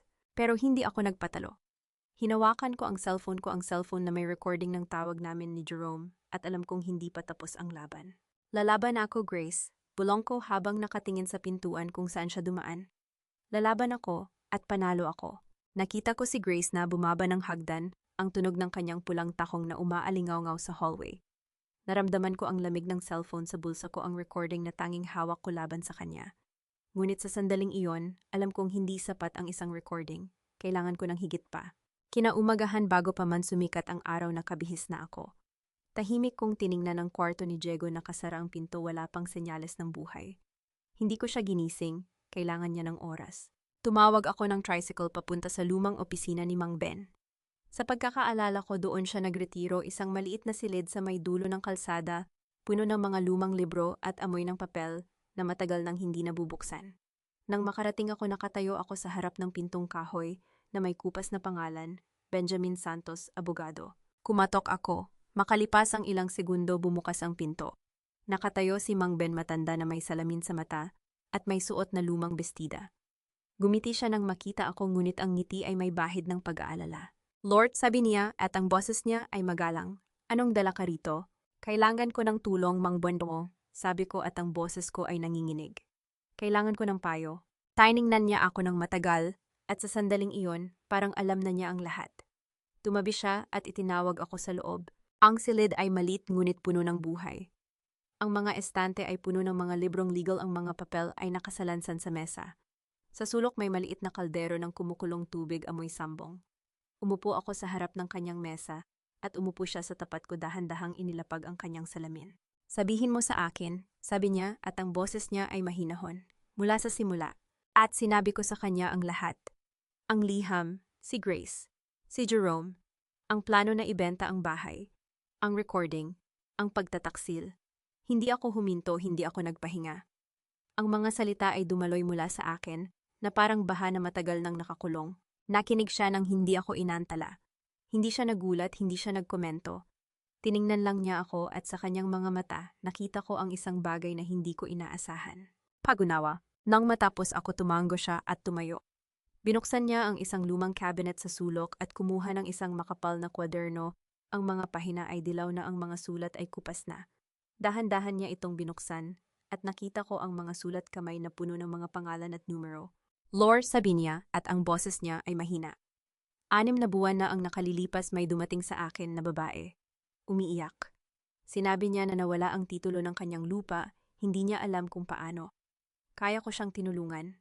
Ngunit nang imbestigahan ko, nalaman ko na ang titulo ay inilipat sa pangalan ng iba. Tiningnan niya ako at ang mga mata niya ay seryoso. Ang yung panggalan ng babaeng iyon ay siya ring humawak ng transaction. Nanlamig ako. Sino? Si Grace. Napahinto ako.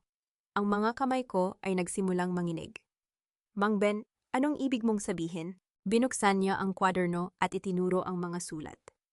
3 kliyente ang nagreklamo na nawala ang titulo nila. Lahat sila kliyente ni Grace. May pattern, Lore. Hindi ito nagkataon. May pattern. Tiningnan ko ang mga pahina, ang mga pangalan, ang mga petsa, ang mga numero, ang mga detalye na parang puzzle na unti-unting nabubuo. At sa sandaling iyon, naramdaman ko ang isang bagay na hindi ko inaasahan. Pag-asa. Pero bakit hindi mo ito isinampa? Tanong ko. At ang boses ko ay nanginginig. Bakit hindi mo ito dinala sa awtoridad? Napabuntong hininga siya. Wala akong sapat na ebidensya. Ang mga biktima ay natatakot. Natatakot silang magsalita. Natatakot silang lumaban. Ngunit ngayon, tumingin siya sa akin at ang mga mata niya ay may liwanag. Ngayon may dahilan na ako para ipagpatuloy ito. Tumayo siya at pumunta sa kusina, kumuha ng 2 tasa at nagbuhos ng mainit na sambong. Inilapag niya ang tasa sa harap ko at ang amoy ay pumuno sa silid, mainit na kakapagpakalma. Lore, sabi niya at umupo siya sa tapat ko. Noong bata ka pa, madalas kitang nakikita dito, kasama ang tatay mo. Napatingin ako sa kanya at sa unang pagkakataon, nakita ko ang lungkot sa kanyang mga mata. Si Mario, ang tatay mo, ay isa sa pinakamabuting kaibigan ko, sabi niya, at ang boses niya ay lumambot. Noong nabubuhay pa siya, lagi niyang sinasabi sa akin, "Buwan, kapag may nangyari sa akin, alagaan mo ang mga anak ko." Nanlamig ako. Alam niya, hindi niya alam kung ano ang mangyayari, sabi niya, at ngumiti siya ng malungkot. Ngunit alam niya na hindi madali ang buhay. Alam niya na kailangan niyo ng proteksyon. At nangako ako sa kanya, nangako ako na aalagaan ko kayo. Napahinto ako. Ang mga salita niya ay tumagos sa akin, sa puso, sa kaluluwa. At sa sandaling iyon, naramdaman ko ang isang bagay na hindi ko kayang pigilan. Luha. Sa unang pagkakataon, mula nang malaman ko ang katotohanan, umiyak ako. Hindi ko alam kung bakit, siguro dahil sa pagod, siguro dahil sa sakit, siguro dahil sa lahat ng ito.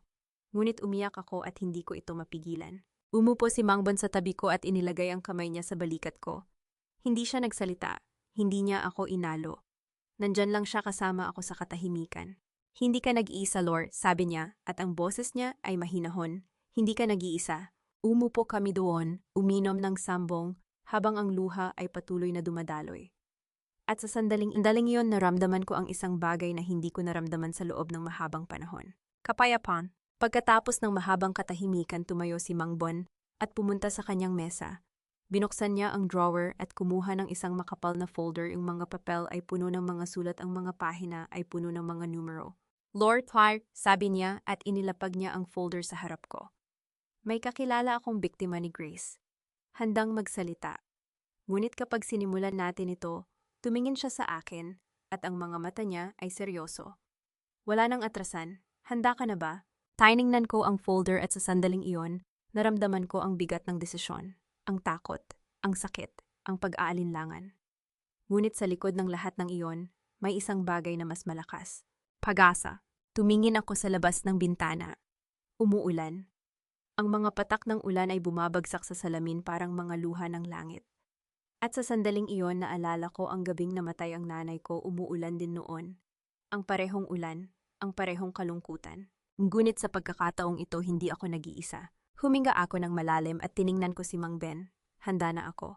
Umupo ako sa tabi ni Mang Ben habang binubuksan niya ang makapal na folder. Ang mga papel ay amoy luma, amoy alikabok at panahon.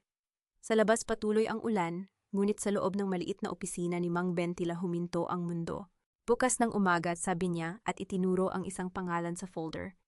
Makikipagkita tayo kay Aling Rosa, 65 taong gulang. Nawala ang lahat ng ipon niya, pera ng kanyang asawa, na namatay, pera ng kanyang mga anak sa abroad. Lahat. Tiningnan ko ang pangalan. Siya ang unang biktima. Hindi lang siya, sabi ni Mang Bon, at binaliktad ang mga pahina. Pero siya ang pinakamatapang. Handang magsalita, handang lumaban. Kinabukasan, maga pa lang ay nasa labas na kami ng bahay ni Aling Rosa. Maliit na apartment sa Project 4, mga batong paderyero, ang bubong at isang lantang halaman sa harap. Nang kumatok kami ilang segundo pa bago bumukas ang pinto, nakita ko siya, isang matandang babae na may puting buhok, nakasuot ng damit na kupas na. Ang mga mata niya ay may mga kulubot sa gilid, ngunit may liwanag pa rin, bagamat may lungkot na hindi maikukubli. Magapont par, sabi niya at gumiting pilit. Pumasok kayo. Ang loob ng bahay ay simple, lumang sofa, isang mesa na may mantel na berda at isang altar sa sulok na may mga imahen ng mga santo. Umupo kami at nag-alok si Aling Rosa ng tubig. Ngunit bago pa man ako makapagsalita, nakita ko ang mga kamay niya nanginginig habang inaabot ang baso. Aling Rosa, sabi ni Mang Bonto at lumapit siya. Ito si Lor, siya ang kapatid ni Grace Bautista. Nanlamig ang matandang babae. Ang baso sa kamay niya ay halos mahulog.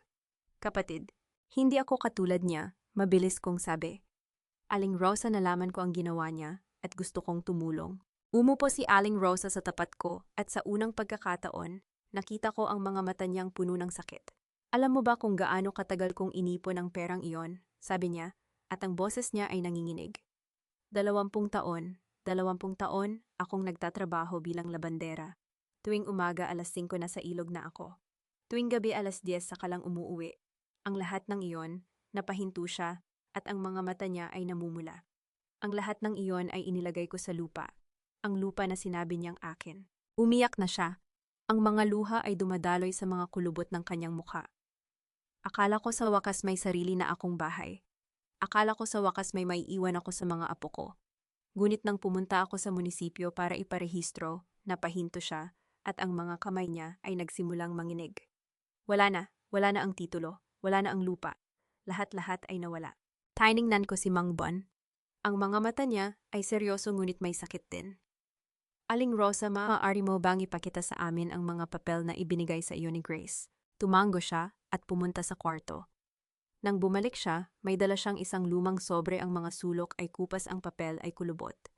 Inilapag niya ito sa mesa at binuksan niya ito nang may panginginig. Ito, sabi niya at inilabas ang mga papel.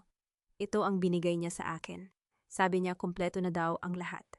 Sabi niya sa pangalan ko na daw ang lupa. Kinuha ni Mang Bon ang mga papel at sinuri ang mga ito. Tiningnan niya ang bawat pahina, bawat sulat, bawat pirma. At pagkatapos ng mahabang katahimikan, inilapag niya ang mga ito at tumingin sa akin. Lord, tingnan mo ito. Lumapit ako at itinuro niya ang isang detalye, ang pirma sa ibaba ng dokumento. Ang pirma ni Grace, sabi niya, at ang boses niya ay mahinahon. Tingnan mo ang titik na G, hindi tugma. Ang totoong pirma niya ay may mahabang buntot sa dulo. Ito, itinuro niya ang papel. Ito ay peke. Hindi niya ito pinirmahan. Pekets bulong ni Aling Rosa at ang mga mata niya ay lumaki. Anong ibig mong sabihin? Ang titulo na ito, sabi ni Mang Bon at itinaas ang papel, ay hindi totoo. Ang pirma ay hindi tugma. Ang selyo, itinuro niya ang selyo sa ibaba. Ang selyo na ito ay hindi official. Ito ay gawa-gawa lang. Napaupo si Aling Rosa at ang mga kamay niya ay tumakip sa kanyang mukha. Sa loob ng 1 taon, akala ko kasalanan ko. Akala ko may mali sa akin. Akala ko hindi ako marunong mag-ingat ng mga papel. Hindi mo kasalanan, sabi ko at lumapit ako sa kanya. Inilagay ko ang kamay ko sa balikat niya at naramdaman ko ang panginginig ng kanyang katawan. Hindi mo kasalanan, Aling Rosa. Siya ang may kasalanan at hindi na siya makakawala. Tumingin siya sa akin at sa unang pagkakataon, nakita ko ang isang kislap ng pag-asa sa kanyang mga mata. Sasabihin mo ba ang totoo sa harap ng lahat? O nay sabi ko at ang boses ko ay matatag.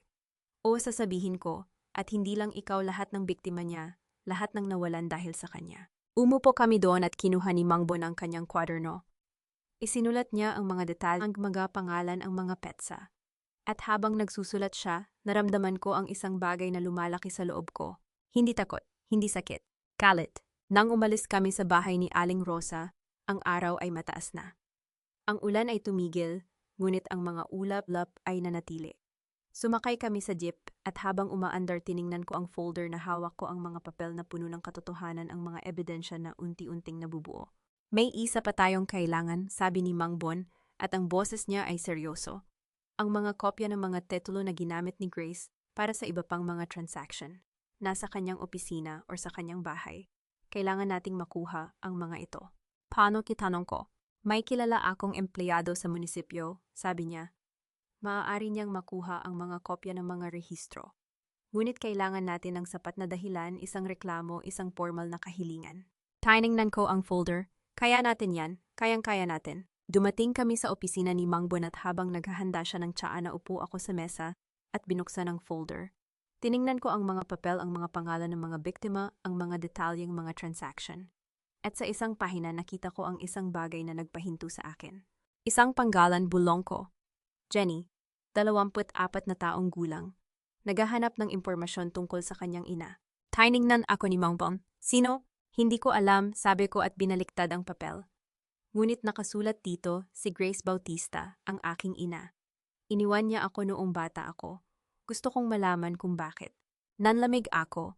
Ang mga kamay ko ay nagsimulang manginig. Mang Ben, may anak ba si Grace? Napahinto si Mangbon at ang mga mata niya ay nagdilim. Lord, may mga bagay na hindi mo alam tungkol sa iyong kapatid. Mga bagay na itinago niya sa lahat. Anong ibig mong sabihin? Bago pa man siya makasagot nakarinig kami ng katok sa pinto. Binuksan ni Mangbon at sa harap namin ay nakatayo. Ang isang batang babae, mga 24 na taong gulang, may mahabang buhok at mga mata na tila may hinahanap. Si Mangbon piubas tanong niya at ang boses niya ay mahinahon. Ako si Jenny, naghahanap ako ng impormasyon tungkol sa aking ina, si Grace Bautista. Nanlamig ako. Ang mga salita niya ay tumagos sa akin. Tiningnan ko siya, ang kanyang mukha, ang kanyang mga mata, ang kanyang tindig. At sa sandaling iyon, nakita ko ang isang bagay na pamilyar, ang gumagmata ni Grace. Pasok ka't, sabi ni Mangbon at umupo si Jenny sa tapat ko. Tiningnan niya ako at ang mga mata niya ay may pag-aalinlangan. Ikaw si Lord Tamon, sabi niya, ang kapatid ni Grace. O, sabi ko at ang boses ko ay nanginginig. Ikaw, anak niya. Tumango si Jenny at ang mga mata niya ay naging malungkot. Iniwan niya ako sa lola ko noong bata ako. Sabi niya babalik siya. Sabi niya hindi niya ako makakalimutan. Ngunit napahinto siya at ang mga kamay niya ay nagsimulang gumalaw. 24 na taon na, hindi siya bumalik. Hindi siya tumawag. Wala.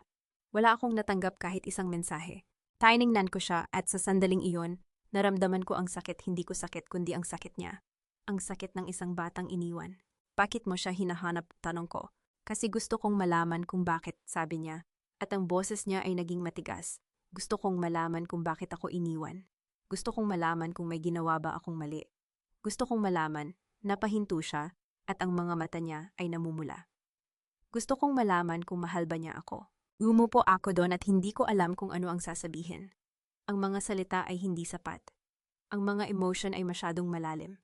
Ngunit sa sandaling iyon, naramdaman ko ang isang bagay na nagbago sa akin. Hindi na ako nag-iisa sa laban na ito. Jenny, sabi ko at lumapit ako sa kanya. Hindi ko alam ang lahat ng tungkol kay Grace. Ngunit alam ko ang isang bagay, ang katotohanan ay lalabas. At kapag lumabas ito, hindi na siya makakatakas. Tumingin siya sa akin at sa unang pagkakataon, nakita ko ang isang kislap ng pag-asa sa kanyang mga mata. Tutulungan mo ba ako? O Rich, sabi ko at ang boses ko ay matatag. Tutulungan kita at tutulungan natin ang lahat ng biktima niya. Kinabukasan habang naglalakad ako pauwi, naramdaman ko ang bigat ng mga natuklasan. Ang mga ebidensya ay nabubuo, ang mga papel ni Aling Rosa, ang mga kopya ng mga titulo, ang mga salita ni Jenny. Ngunit sa likod ng lahat ng iyon, may isang bagay na hindi ko maalis sa isipan. Ang anak ni Grace, ang bata na itinago niya sa lahat. Binuksan ko ang pinto ng bahay at habang pumapasok ako, narinig ko ang tunog ng aking cellphone. Isang mensahe mula sa isang hindi kilalang numero. Binuksan ko ito at ang mga salita ay tumama sa akin na parang suntok. Tumigil ka sa paghahanap, Lore. Kung hindi masisira ang buhay ni Diego, alam mo naman nasa akin ang titulo ng bahay. Kaya kong palayasin kayo anumang oras. Nanlamig ako. Ang mga kamay ko ay nagsimulang manginig. Ang mga salita ay tumagos sa akin ang banta, ang sakit, ang takot. Ngunit sa halip na matakot, naramdaman ko ang isang bagay na mas malakas. Kalit, kinunan ko ng screenshot ang mensahe. Inilagay ko ito sa folder kasama ang iba pang mga ebidensya at sa sandaling iyon gumawa ako ng desisyon. Hindi ako hihinto. Hindi ako matatakot. At hindi ko hahayaan na sirain niya ang buhay ni Diego o ang buhay ng sinuman. I-save ko ang mensaheng ito. Ito ang magiging ebidensya ng kanyang pagbabanta. At kapag dumating ang araw na humarap siya sa katotohanan, ipapakita ko sa kanya ang lahat. Binuksan ko ang pinto ng bahay at ang unang pumasok sa isip ko ay ang mensaheng iyon. Kaya kong palayasin kayo anumang oras. Hindi ko inaasahan na gagawin niya ito ng ganito kaaga. Ngunit nang marinig ko ang malalakas na katok sa pintuan. 3 sunod-sunod na katok na tila humihingi ng atensyon, alam kong dumating na ang araw na ito. Binuksan ko ang pinto at sa harap ko ay nakatayo si Grace. Nakasuot siya ng pulang damit, mataas ang takong at hawak-hawak ang isang folder. Sa likod niya ay 2 lalaking naka-uniforme ng pulis. Magandang umaga, Lord Frank, sabi niya at ang ngiti niya ay malamig. May dala akong bisita. Tiningnan ko ang mga pulis at ang mga kamay ko ay nagsimulang pawisan. Anong kailangan ninyo? Kailangan ninyong umalis, sabi ng isang pulis at ang boses niya ay opisyal. Ang bahay na ito ay pag-aari ni Grace Bautista. Mayroon siyang titulo. Inilahad ni Grace ang folder at nakita ko ang mga dokumento. Ang titulo ng bahay, ang pangalan niya ang nakasulat doon. Ang bahay na itinayo ng aming mga magulang, ang bahay na pinaghirapan naming lahat. Hindi mo pwedeng gawin ito, Bar. Sabi ko at ang boses ko ay nanginginig. Ito ang bahay ng pamilya natin. Pamilya, tumawa si Grace at ang tawa niya ay walang tunog. Anong pamilya? Ikaw palaging wala, nagtatrabaho araw at gabi. Ako ang nag-alaga kay Diego. Ako ang nagbayad ng mga bayarin. Ako ang may karapatan dito. Naramdaman ko ang init sa aking dibdib. Ang mga salita niya ay tumama sa akin, ang sakit, ang kawalang katarungan. Ngunit hindi ako umimik. Hindi ako pwedeng umimik. Kailangan kong manatiling kalmado. Grace, pakiusap, sabi ko at ang boses ko ay mahinahon. Pag-usapan natin ito, hindi ganito. Wala nang pag-uusapan, sabi niya, at ang mga mata niya ay naging matigas.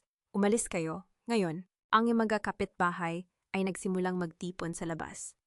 Narinig ko ang mga bulungan, ang mga tanong, ngunit hindi ko sila kayang harapin. Ang mga mata ko ay nakafocus kay Grace, ang kapatid kong babae na naging kaaway ko. Ma'am, sabi ng isang pulis at tumingin siya sa akin. Kailangan naming ipatupad ang utos. May 21 oras kayo para umalis. 24 na oras. Yun lang ang oras na ibinigay sa amin. Ngunit bago pa man ako makasagot, narinig ko ang tunog ng mga yabag. Lumingon ako at nakita ko si Diego galing sa paaralan, may dalang bag at ang mukha niya ay puno ng pagkalito. Anong nangyayaring, tanong niya at ang boses niya ay naguguluhan. Mabilis na lumapit si Grace sa kanya at hinawakan siya sa braso.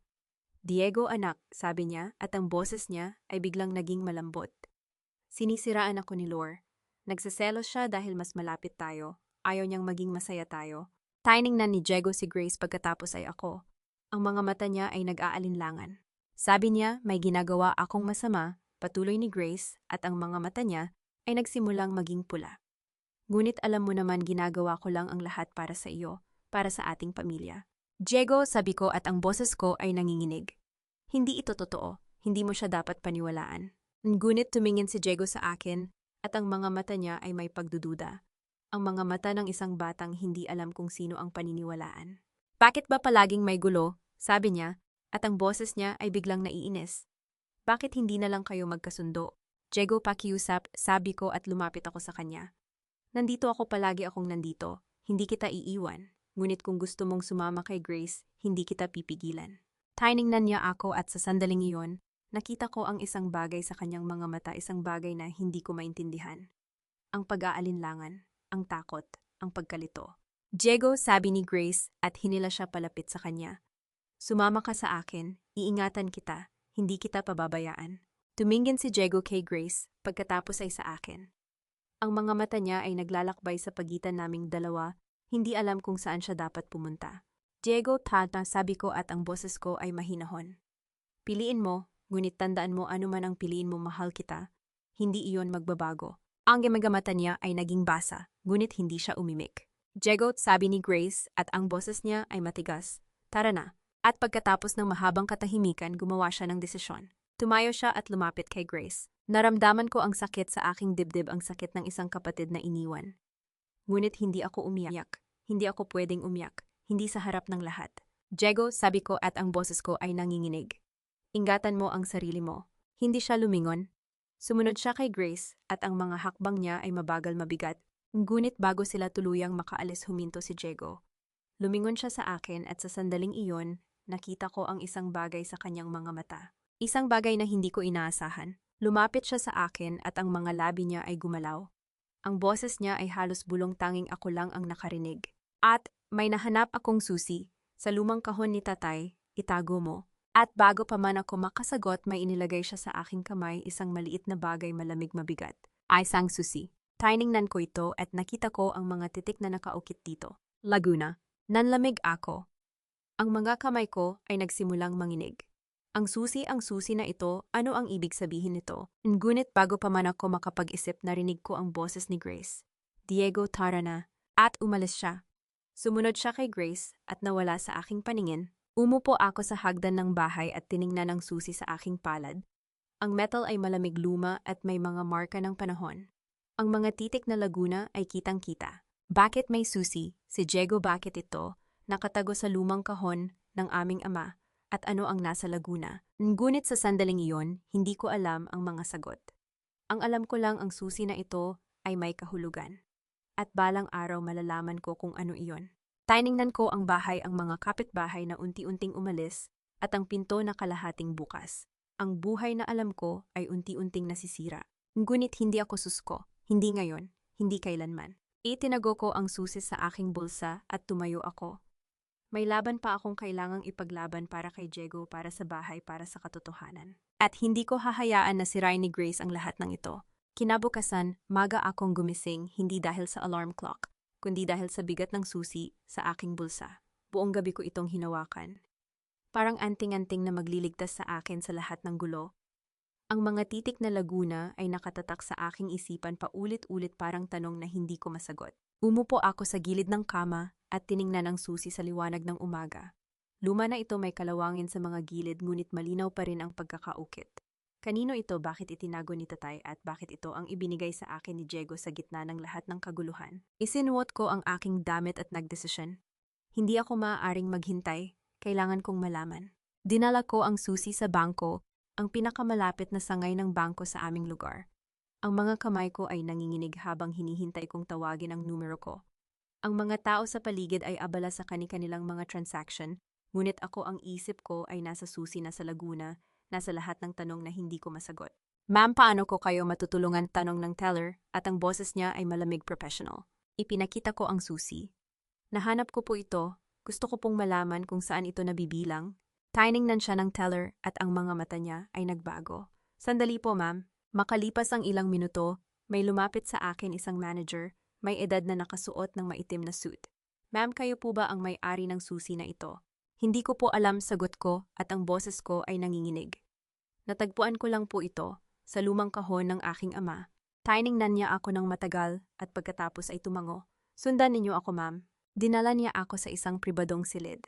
Sa gitna ng silid may isang maliit na mesa at sa mesa isang kahon na bakal, malamig, matibay. Ang mga titik na Bautista ay nakaukit dito. Ang safety deposit box na ito ay nakapangalan sa inyong ama, Ginoong Ramon Bautista. Sabi ng manager, hindi pa ito nabubuksan sa loob ng 5 taon mula nang siya ay pumanaw. Nanlamig ako. Ang mga kamay ko ay nagsimulang manginig habang inilalapit ko ang susi sa lock. Ang tunog ng pag-ikot ng susi ay tila malakas sa tahimik na silid. At pagkatapos bumukas ang kahon. Sa loob may mga dokumento, isang lumang litrato at isang sobre. Dahan-dahan kong kinuha ang litrato, isang larawan ng aking lolo, nakaupo sa isang bangko, sa harap ng isang lawa. Ang likuran nito ay may sulat, Kamay Laguna 1985. Pagkatapos kinuha ko ang sobre. Ang sulat kamay sa harap nito ay pamilyar ang sulat kamay ng aking ama.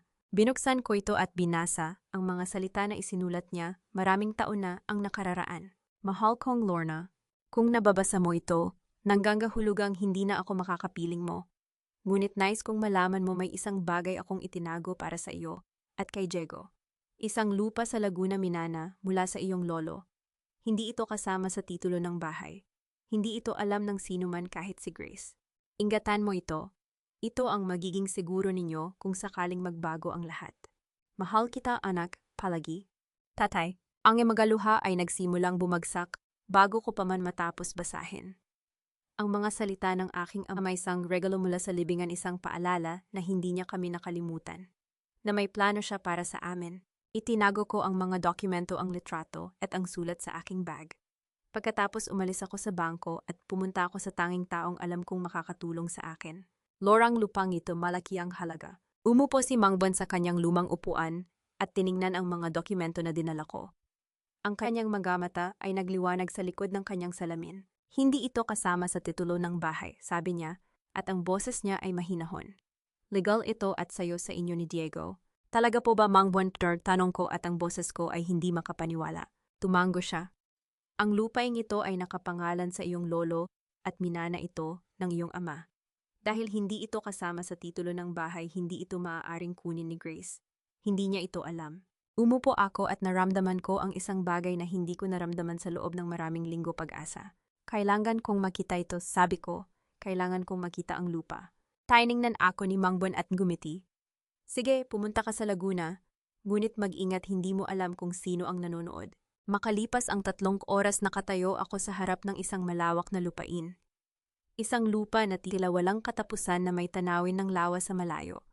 Ang hangin ay malamig, presko, at sa unang pagkakataon sa loob ng maraming linggo, naramdaman ko ang kapayapaan. Dito, ang lupaing ito ay sa amin, sa akin at kay Diego. Umupo ako sa damuhan at tiningnan ang lawa.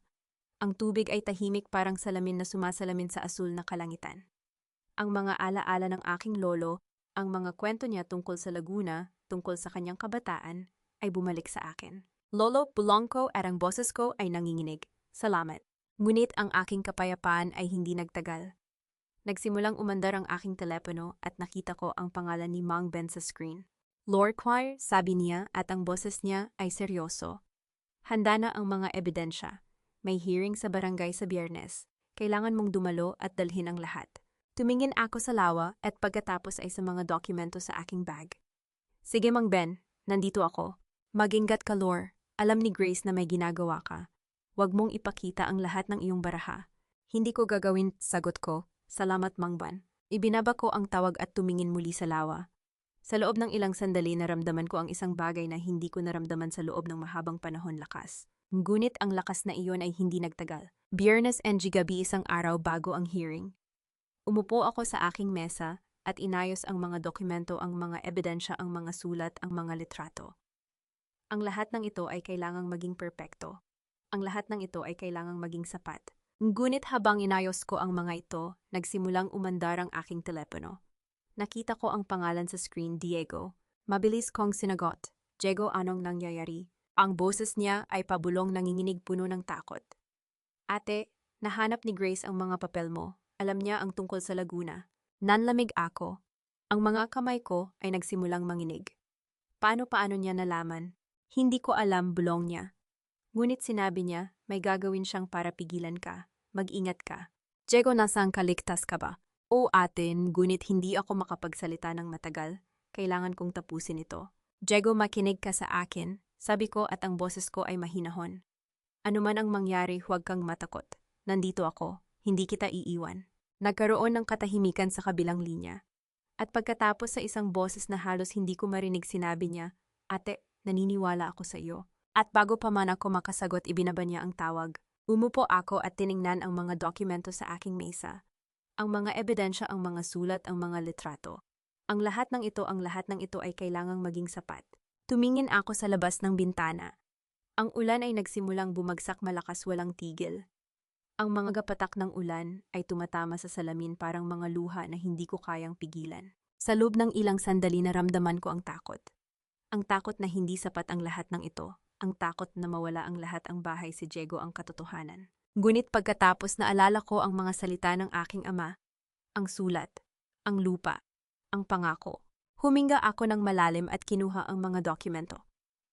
Itinago ko ang mga ito sa isang ligtas na lugar hindi lamang sa aking bag, kundi sa isang lugar na hindi mahahanap ni Grace. At pagkatapos tumingin ako sa labas ng bintana at hinarap ang ulan. Bukas haharapin ko si Grace. Bukas haharapin ko ang katotohanan. Ngunit ngayong gabi hahayaan ko ang ulan na hugasan ng aking takot. At hahayaan ko ang pag-asa na manatili. Ipagpalit mo na lang ang bahay na iyon, Lore. Wala ka namang karapatan dito, ako ang panganay, ako ang may hawak ng titulo, at ako ang magsasabi kung ano ang mangyayari sa pamilyang ito. Ang boses ni Grace ay kalmado patag parang pinag-aralan. Hindi ito sigaw, hindi ito pagmumura, ito ay mas masahol pa ito. Ay isang pahayag na parang katotohanan, na parang ang lahat ng pinaghirapan ko sa loob ng 5 taon ay walang kabuluhan. Naramdaman kong nanigas ang buong katawan ko. Ang mga paa ko ay parang nakabaon sa semento, ang bibig ko ay bumuka ngunit walang lumabas na salita. Ang lalamunan ko ay parang may nakabara isang bukol na hindi ko kayang lunukin. Ang gigimaga kamay ko ay nanginginig. Hindi ko na malayan na hinawakan ko na pala ang singsing sa daliri ko, ang singsing na ibinigay sa akin ni Jerome noong 2nd anibersaryo namin. Ang singsing na sinuot ko araw-araw kahit na alam kong may mali na sa relasyon namin. Ang singsing na ngayon ay parang apoy sa balat ko. Nakatayo kami sa sementadong bakuran ng barangay hall. Ang araw ay mainit ngunit ang pakiramdam ko ay nasa loob ako ng freezer. Sa paligid namin ang mga tao ay nag-uusap, mga kapitbahay, mga kaibigan ng pamilya, mga taong nakakita sa akin, na lumaki, mga taong nakakita sa akin na magtrabaho ng 2 trabaho, mga taong nakakita sa akin na umiyak sa libing ng aming mga magulang. At nang gayon nakikita nila akong pinahiya. Hindi ako ang perpektong anak na babae. Hindi ako ang perpektong kapatid na babae. Ngunit ako ang nag-alaga kay Diego mula noong siya ay 12. Ako ang nagpakain sa kanya, nagpaaral sa kanya, nagpagising sa kanya tuwing umaga, nagpuyat sa kanya tuwing may sakit siya. Ako ang sumuko sa mga pangarap ko, ang mag-aral sa ibang bansa, ang magtayo ng sariling buhay, upang manatili sa bahay na ito, upang alagaan ang kapatid na iniwan sa akin ng aming mga magulang. Ngunit ngayon sinasabi ni Grace na wala akong karapatan, na ang lahat ng aking sakripisyo ay walang halaga, na ako ay walang saysay. Lord Bologni mangbuan sa tabi ko at ang kanyang kamay ay humawak sa aking braso. Kalmado ka lang, nandito ako. Tumingin ako sa kanya. Ang kanyang mga mata ay matalino, kalmado, puno ng karanasan. Siya ang tanging tao sa silid na ito na naniniwala sa akin, ang tanging tao na nakakaalam ng buong katotohanan. At pagkatapos tumingin ako kay Diego, nakaupo siya sa pagitan namin ni Grace sa isang mahabang bangkong kahoy. Ang kanyang mga mata sa AI naglalakbay mula sa akin papunta kay Grace, pabalik sa akin. Ang kanyang mga kamay ay nasa kanyang kandungan at nakita kong kinakagat niya ang kanyang mga kuko, isang ugali na ginagawa niya kapag siya ay kinakabahan. Diego, sabi ko at ang boses ko ay mahina. Alam mo ba kung bakit tayo nandito? Hindi siya sumagot. Ngunit ang kanyang mga mata ay nagsabi ng lahat. Siya ay nalilito, natatakot at hindi alam kung sino ang paniniwalaan. Diego, huwag mong pakinggan ang mga sinasabi niya, sabi ni Grace at ang kanyang boses ay biglang naging malambot, parang nag-aalala. Si Lore ay nag-iimbento ng mga kwento. Sinisiraan niya ako dahil inggit sa lahat ng ginawa ko para sa pamilyang ito. Anong ginawa mo? Tanong ko at ang boses ko ay nanginginig. Anong ginawa mo, Grace, bukod sa pagtatago ng titulo ng bahay, bukod sa pagsisinungaling sa amin, bukod sa pagsasama sa kasintahan ko? Wala kang ebidensya, singhal ni Grace at ang kanyang mga mata ay nagsilab. Lahat ng sinasabi mo ay kasinungalingan. Peke lahat yan, ginawa niya para siraan ako. May ebidensya ako. Ang buong bakuran ay biglang natahimik. Ang mga tao ay tumigil sa pag-uusap. Ang mga mata ng lahat ay nakatuon sa akin. Kinuha ko ang aking bag at inilabas ang mga dokumento. Ang mga ito ay basa pa ng kaunti mula sa ulan kagabi, ngunit ang mga ito ay buo. Ang mga ito ay totoo.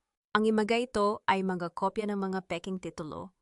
Sabi ko at inilatag ko ang mga ito sa mesa sa harap ng kapitan ng barangay. Ang mga ito ay mga resibo mula sa sugal, mga resibo na nagpapakita ng mga utang ni Grace. At ang mga ito, sabi ko at inilabas ko ang aking telepono, ay mga mensahe mula sa mga biktima ng kanyang pandaraya. Mga taong binentahan niya ng mga lupa na hindi naman sa kanya. Ang kapitan ay tumingin sa mga dokumento at pagkatapos ay kay Grace. Grace, ano ang masasabi mo dito? Ngumiti si Grace, ngunit hindi ito isang taos-pusong ngiti. Ito ay isang ngiti na puno ng lason, isang ngiti na ginagamit niya kapag siya ay nasa ilalim ng presyon. Kapitan, hindi mo ba nakikita, Karn, sabi niya, at ang kanyang boses ay puno ng pagkukunwari. Si Lore ay desperado, nawalan siya ng kasintahan, nawalan siya ng kapatid, at ngayon ay sinusubukan niyang sirain ako upang makuha ang bahay. Ang lahat ng mga ebidensya na iyon ay gawa-gawa ginawa niya upang ako ay magmukhang masama. Hindi gawa-gawa ang mga ito, sigaw ko at ang aking boses ay nanginginig. Alam mo na totoo ang mga ito. Alam mo na ikaw ang nasa likod ng lahat ang pandaraya. Ang mga peking titulo ang plano na ibenta ang bahay. Ikaw at si Jerome. Sa pagbanggit ko kay Jerome, nakita kong nagbago ang ekspresyon ni Grace. Ang kanyang mukha ay nanigas, ang kanyang mga mata ay nagliwanag, ngunit hindi ito galit. Ito ay takot. Wala kang nagsimula siya, ngunit hindi niya natapos. Dahil sa sandaling iyon, bumukas ang pinto ng barangay hall. Ang lahat ay lumingon. Ang mga tao ay nagbulungan. Ang mga mata ay lumaki. 2 pulis ang pumasok at sa pagitan nila na may mga poses sa kanyang mga kamay ay si Jerome. Si Jerome Dela Cruz, ang lalaking nangako sa akin ng panghabang buhay. Ang lalaking sumira sa akin. Ang lalaking nagtaksil sa akin kasama ang sarili kong kapatid na babae. Ang aking puso ay tumigil. Ang aking hininga ay nahinto. Ang lahat ng aking mga iniisip ay nawala. Ano-ano ito bulong ni Grace at ang kanyang boses ay nanginginig. Bakit nandito si Jerome? Isang opisyal ang humakbang pasulong. Si Jerome Dela Cruz ay inaresto sa operasyon laban sa pandaraya. Humingi siya ng pagkakataong magsalita. Ang mga mata ni Jerome ay naghanap sa akin. Ang kanyang mukha ay maputla, ang kanyang mga mata ay puno ng takot. Siya ay nanginginig hindi dahil sa lamig, kundi dahil sa takot. Lore, pulong niya at ang kanyang boses ay halos hindi marinig. Lore, patawarin mo ako. Ang emgaluha ay nagsimulang bumagsak mula sa aking mga mata. Hindi ko kayang pigilan ang mga ito. Hindi ko na sinubukan. Bakit ka nandito, Jerome? Tanong ko at ang aking boses ay nanginginig. Bakit ka nandito ngayon? Tumingin siya kay Grace at pagkatapos ay bumalik sa akin. Ang kanyang mga mata ay puno ng pagsisisi, ngunit huli na ang lahat. Kailangan kong sabihin ang totoo, sabi niya, at ang kanyang boses ay nanginginig. Hindi ko kayang dalhin ang kasinungalingan na ito. Hindi ko kayang panoorin kang masira, hindi dahil sa akin, kundi dahil sa kanya. Ay tinuro niya si Grace. Si Grace ang utak ng lahat, sabi niya, at ang kanyang boses ay naging matatag. Ang plano sa pagbebenta ng bahay, ang mga peking titulo, ang pandaraya, lahat siya. Ginawa ko lang dahil may utang ako, malaking utang. Pero si Grace siya ang nagplano ng lahat. Ang mukha ni Grace ay naging puti. Ang kanyang mga kamay ay nanginginig. Ang kanyang mga mata ay nagliwanag, ngunit hindi ito takot, ito ay galit. Sinunggaling ka't sigaw niya at ang kanyang boses ay pumuno sa buong bakuran. Wala kang ebidensya, wala kang. May ebidensya ako. Bumaling si Jerome sa mga pulis at pagkatapos ay sa kapitan. Inilabas niya mula sa kanyang bulsa ang isang maliit na USB drive. Na-record ko ang lahat ng mga usapan namin, sabi niya, at ang kanyang boses ay kalmado. Ang lahat ng mga plano, ang lahat ng mga kasinungalingan, ang lahat ng mga banta. Na-record ko ang lahat para protektahan ang sarili ko. Ang buong bakuran ay natahimik. Ang lahat ay nakatingin kay Grace. Ang lahat ay naghihintay. At pagkatapos sa gitna ng katahimikan, isang boses ang pumutol. Ay, to Grace, totoo ba? Si Diego ay nakatayo na. Ang kanyang mga mata ay puno ng luha. Ang kanyang mga kamay ay nanginginig. Siya ay nakatingin kay Grace, hindi bilang isang kapatid na babae, kundi bilang isang estranghero. Totoo ba ang lahat ng sinabi ni Ate Lord? Tanong niya, at ang kanyang boses ay nanginginig. Ang lahat ng mga kasinungalingan, ang lahat ng mga plano, totoo ba? Hindi sumagot si Grace. Ang kanyang mga labi ay nanginginig. Ang kanyang mga mata ay puno ng luha, ngunit hindi ito luha ng pagsisisi. Ito ay luha ng galit. Diego, makinig ka sa akin, sabi niya, at ang kanyang boses ay naging malambot. Hindi mo naiintindihan? Hindit, sigaw ni Diego at ang kanyang boses ay pumuno sa buong bakuran. Hindi ko naintindihan kung paano mo nagawa ito sa amin sa iyong pamilya. Tumalikod siya kay Grace at tumingin sa akin. Ang kanyang mga mata ay puno ng sakit, puno ng kalituhan, puno ng lahat ng mga bagay na hindi niya kayang sabihin. Atet bulong niya at ang kanyang boses ay nanginginig. Ate, patawarin mo ako. Ang iyong galuha ay bumagsak mula sa kanyang mga mata at tumakbo siya papunta sa akin. Hindi ko na malaya na niyakap ko na pala siya, niyakap ko siya ng mahigpit, parang hindi ko na siya hahayaan pang mawala. Hindi kita sinukuan, Diego, bulong ko, at ang aking boses ay nanginginig. Hindi kita sinukuan, kailanman. Ang iyong buong bakuran ay napuno ng katahimikan. Ang mga tao ay nakatingin sa amin, nakatingin kay Grace, na nakatayo mag-isa sa kanyang sulok, ang kanyang muka ay puti, ang kanyang mga mata ay puno ng galit. At sa gitna ng katahimikan na iyon, isang boses ang pumutol. Isang boses ng isang babae, isang boses na hindi ko nakilala. Kapitan, maaari ba akong magsalita? Ang lahat ay lumingon. Sa pintuan ng barangay hall nakatayo ang isang batang babae, mga 25 taong gulang, may mahabang buhok, may mga mata na puno ng sakit. Hindi ko alam kung kilala ninyo ako, sabi niya, at ang kanyang boses ay kalmado. Ngunit ako si Jenny, anak ni Grace Bautista. Ang buong bakuran ay napuno ng bulungan. Ang mga tao ay nagtitinginan. Ang mga mata ay lumaki. Anak, bulong ko, at ang aking boses ay halos hindi marinig. Anak ni Grace. Tumingin sa akin si Jenny at ang kanyang mga mata ay puno ng sakit. May sasabihin ako, sabi niya, at ang kanyang boses ay naging matatag. Tungkol sa ginawa niya sa akin at sa iba pa. Tumingin ako kay Grace at nakita ko ang takot sa kanyang mga mata. Ang takot na hindi niya kayang itago. At pagkatapos tumingin ako kay Diego, ang aking kapatid, ang aking pamilya, ang tanging taong nanatili sa akin. Siya ay umiyak. Ngunit sa unang pagkakataon sa loob ng maraming linggo, ang kanyang mga luha ay hindi luha ng kalituhan. Ito ay luha ng pag-asa. Hindi ko kayang alagaan ito, may sarili akong buhay. Ang mga salitang iyon ay bumagsak sa akin na parang isang dagok. Hindi kay Jenny, hindi sa babaeng nakatayo sa harap ng barangay hall na ang mga mata ay puno ng sakit na hindi ko pa nakikita sa sinuman. Sa akin. Sa puso kong biglang nanikip na parang may humigpit sa bawat ugat ko. Nakatingin ako kay Jenny, 25 taong gulang, anak ni Grace. Anak ng babaeng itinuring kong ate sa loob ng 29 na taon. 5 taong gulang ako noon, patuloy ni Jenny, at ang kanyang boses ay hindi nanginginig. Iniwan niya ako sa lola ko. Sinabi niya, hindi ko kayang alagaan ito, may sarili akong buhay. Ang buong bakuran ay tahimik. Ang mga tao ay nakatingin kay Grace na nakatayo pa rin sa kanyang sulok, ang muka ay puti na parang papel. Simula noon wala na akong narinig sa kanya, sabi ni Jenny, at ang kanyang mga mata ay nagliwanag. Hindi siya tumawag, hindi siya bumisita. Hindi niya alam kung paano ako lumaki, kung paano ako nag-aral, kung paano ako natutong mabuhay nang wala siya. Tumikim siya at ang kanyang boses ay naging mas matatag. Hanggang sa malaman kong nandito siya. Nagpapanggap na mabuting ate, nagpapanggap na ina, nagpapanggap na tao. Sinonggaling kat sigaw ni Grace at ang kanyang boses ay pumuno sa buong bakuran. Hindi mo ako kilala, hindi mo alam ang pinagdaanan ko. Hindi ba? Tumalikod si Jenny kay Grace at ang kanyang mga mata ay naging bakal. Sabi mo sa lola ko, hindi mo kayang alagaan ako. Pero kaya mong alagaan ang sarili mo, di ba? Kaya mong magsugal, kaya mong magnakaw, kaya mong sirain ang buhay ng iba, pero hindi mo kayang alagaan ang sarili mong anak.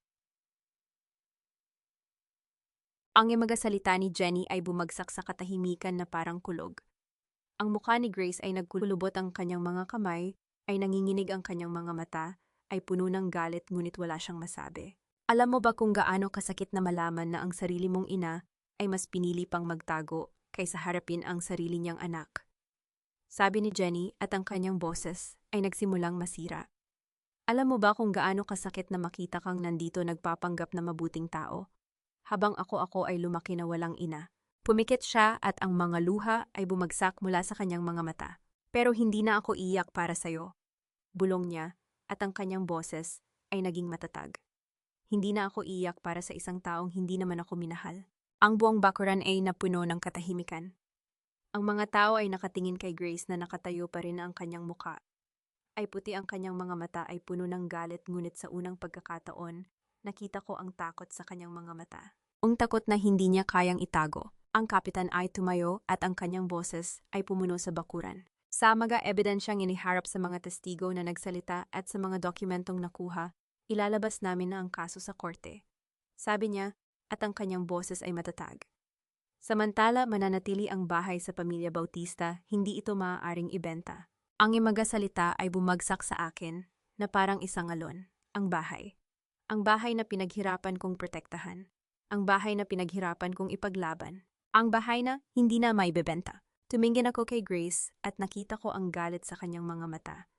Ang galit na hindi niya kayang itago. Hindi pa tapos ito, Lorten, bulong niya, at ang kanyang boses ay puno ng lason. Hindi pa.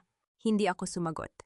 Sa halip tumingin ako kay Diego, ang aking kapatid, ang aking pamilya, ang tanging taong nanatili sa akin. Siya ay nakatayo pa rin, ang kanyang mga mata ay puno ng luha, ang kanyang mga kamay ay nanginginig. At bulong niya at ang kanyang boses ay nanginginig. Ate, totoo ba? Totoo ba ang lahat?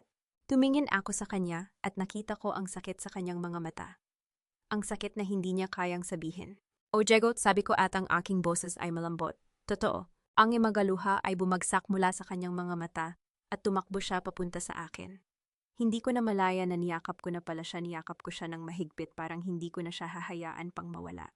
Ate, pasensya na, bulong niya at ang kanyang boses ay puno ng sakit. Pasensya na, hindi ko alam. Akala ko siya ang nagmamahal sa akin, pero ikaw pala talaga. Ang imagaluha ay bumagsak mula sa kanyang mga mata at ang kanyang mga balikat ay nanginginig. Hindi kita sinukuan, Diego, bulong ko at ang aking boses ay nanginginig. Hindi kita sinukuan, kailanman.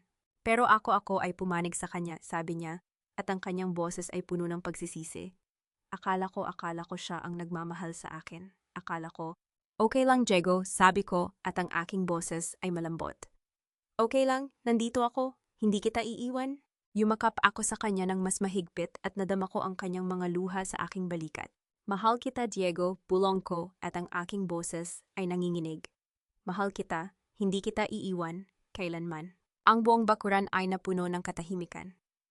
Ang mga tao ay nakatingin sa amin, nakatingin kay Grace na nakatayo mag-isa sa kanyang sulok, ang kanyang mukha ay puti, ang kanyang mga mata ay puno ng galit. At pagkatapos ang mga pulis ay dumating, Grace Bautista, yun sabi ng isa sa kanila, at ang kanyang boses ay matatag. Ikaw ay nasa ilalim ng pag-aresto para sa pandaraya at pagnanakaw ng mga dokumento. Ang mga mukha ni Grace ay naging puti. Ang kanyang mga kamay ay nanginginig. Ang kanyang mga mata ay nagliwanag, ngunit hindi ito takot. Ito ay galit. Hindi ninyo ako maaaring arestuhin, Pat. Sigaw niya at ang kanyang boses ay pumuno sa buong bakuran. Wala kayong karapatan. Mayroon kaming warrant, sabi ng pulis, at ang kanyang boses ay kalmado. At mayroon kaming sapat na ebidensya. Tiningnan ni Grace ang mga pulis at pagkatapos ay tumingin sa akin. Ang kanyang mga mata ay puno ng galit, puno ng sakit, puno ng lahat ng mga bagay na hindi niya kayang sabihin. Akala mo panalo ka na, bulong niya at ang kanyang boses ay puno ng lason. Hindi pa tapos ito, Lor. Hindi pa. Tumingin ako sa kanya at sa unang pagkakataon, naramdaman ko ang kapayapaan. Tapos na, Grace, sabi ko at ang aking boses ay kalmado. Tapos na. Ang mga pulis ay dumating at dinala si Grace. Ang kanyang mga mata ay puno ng galit, puno ng sakit, puno ng lahat ng mga bagay na hindi niya kayang sabihin. Ngunit hindi na ako tumingin sa kanya. Tumingin ako kay Diego na nakayakap pa rin sa akin, ang kanyang mga luha ay bumagsak pa rin. At bulong niya at ang kanyang boses ay nanginginig. Ate, anong gagawin natin ngayon? Gumiti ako at ang aking mga mata ay puno ng luha. Magsisimula tayong muli, Diego, sabi ko at ang aking boses ay malambot. Magsisimula tayong muli. Tumingin ako sa paligid sa mga tao na nakatingin sa amin, sa kapitan, na tumango sa akin kay Jenny na nakatayo pa rin sa pintuan, ang kanyang mga mata ay puno ng sakit. Jenny, sabi ko at ang aking boses ay malambot. Salamat. Tumingin siya sa akin at ang kanyang mga mata ay nagliwanag. Hindi mo kailangang magpasalamat, sabi niya, at ang kanyang boses ay kalmado. Ginawa ko ito para sa aking sarili, para sa lahat ng mga taong sinira niya. Tumango ako at pagkatapos ay tumingin kay Diego. Umuwi na tayo, sabi ko at ang aking boses ay malambot. Umuwi na tayo sa ating bahay. Tumango si Diego at ang kanyang mga mata ay puno ng pag-asa. At sa unang pagkakataon sa loob ng maraming linggo, naramdaman ko ang kapayapaan. Ang kapayapaan na hindi ko kayang ilarawan. Ngunit habang naglalakad kami pauwi, may isang bagay na kumalabit sa aking isipan. Isang bagay na sinabi ng kapitan. Mananatili ang bahay sa pamilya Bautista, hindi ito maaaring ibenta. Ngunit hindi niya sinabi kung ano ang mangyayari kung ang bahay ay naisangla na. Tumingin ako sa aking mga kamay at nakita ko ang Chihuahua na hawak ko pa rin. Ang Chihuahua ng Laguna. Ang Chihuahua na maaring magligtas sa amin. Ngunit hindi ko alam kung paano. Tapos na ang lahat, Lore. Pero alam mo bang habang nasa kulungan ako, may malalaman ka pang isang sekreto na ang bahay na gusto mong ipagtanggol ay isinangla ko na sa bangko bago pa man ako maaresto. Nanigas ang buong katawan ko. Ang mga salitang iyon binitawan ni Grace habang inaakay siya ng mga pulis ay parang bala na tumagos sa dibdib ko. Hindi ako makagalaw, hindi ako makahinga. Ang pinto ng sasakyan ng pulis ay sumara at ang mga mata ni Grace ay nakatingin sa akin, puno ng tagumpay, puno ng lason. Ate, narinig ko ang boses ni Diego ngunit parang malayo ito. Ate, anong sinabi niya? Ang aking mga kamay ay nanginginig. Ang susi ng Laguna ay hawak ko pa rin malamig mabigat puno ng pag-asa na hindi ko alam kung paano gamitin. Kailangan nating mag-usap, Diego. Bulong ko at ang aking boses ay nanginginig. May kailangan akong gawin. Makalipas ang 3 araw nakaupo ako sa maliit na opisina ni Mang Ben. Ang kanyang lumang mesa ay puno ng mga dokumento. Ang amoy ng tsa ay pumuno sa silid, ngunit hindi nito napawi ang kaba sa aking dibdib. Lord, sabi ni Mang Bong at ang kanyang boses ay seryoso. Kailangan nating malaman kung totoo ang sinabi ni Grace. Kung isinangla niya ang bahay, kailangan natin ng solusyon at mabilis. Tumingin ako sa kanya at ang aking mga mata ay puno ng pag-aalala. May paraan ba, Mang Banto? Tanong ko at ang aking boses ay nanginginig. May paraan ba para mailigtas natin ang bahay? Tumingin siya sa akin at pagkatapos ay tumingin sa susi na inilapag ko sa mesa. May alam akong paraan, sabi niya, at ang kanyang boses ay kalmado. Ngunit kailangan mong maging handa-handang bitawan ang isang bagay na mahalaga sa iyo. Tiningnan ko ang susi at ang aking puso ay bumilis. Ang lupa sa Laguna, bulong ko, ang lupa ng aking lolo. Tumango si Mang Bon at ang kanyang mga mata ay puno ng pag-unawa. Ang lupa na iyon ay nagkakahalaga ng sapat na pera upang bayaran ang utang ng bahay, sabi niya. Ngunit kailangan mong magpasya ngayon. Kailangan nating kumilos bago pa maibenta ng bangko ang bahay. Ang aking mga kamay ay nanginginig habang hinawakan ko ang susi. Ang lupa na iyon, ang tanging natira mula sa aking lolo, ay hindi ko pa nakikita. Hindi ko alam kung ano ang itsura nito, ngunit alam ko na ito ay mahalaga. Gagawin ko't sabi ko at ang aking boses ay matatag. Ibebenta ko ang lupa, para sa bahay, para kay Diego, para sa amin. Ang umaga ay malamig nang pumasok kami ni Mang Bon sa bangko. Ang mga ilaw ay maliwanag, ang mga tao ay abala, ngunit ang aking puso ay tahimik. Nakaupo ako sa harap ng isang opisyal ng bangko, ang mga dokumento ay nakalatag sa mesa. Ginoong Santos, sabi ni Mang Bon at ang kanyang boses ay professional. Ang lupa na ito ay pag-ari ng pamilya Bautista. Handa kaming ipagbili ito upang bayaran ang utang ng bahay.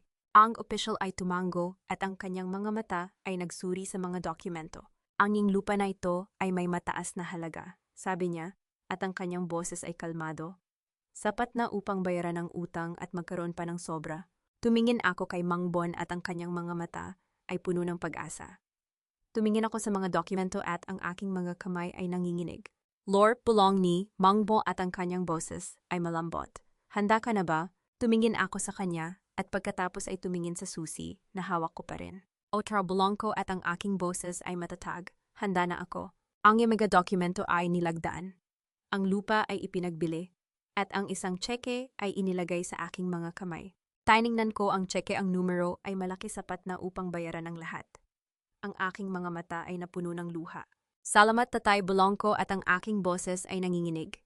Salamat, lolo, hindi ko kayo bibiguin. Ang araw ng pagdinig sa korte ay dumating. Ang silid ay puno ng mga tao, mga kapitbahay, mga kaibigan, mga taong nakakilala sa amin.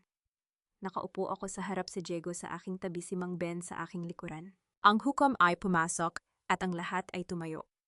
Ang kanyang mga mata ay nagsuri sa silid at ang kanyang boses ay nagsalita. Sa kaso ang pamilya Bautista laban kay Grace Bautista, sabi niya, at ang kanyang boses ay malakas. Ang korte ay nagpasya. Ang aking puso ay bumilis. Ang aking mga kamay ay nanginginig. Si Diego ay humawak sa aking kamay at ang kanyang mga mata ay puno ng pag-asa.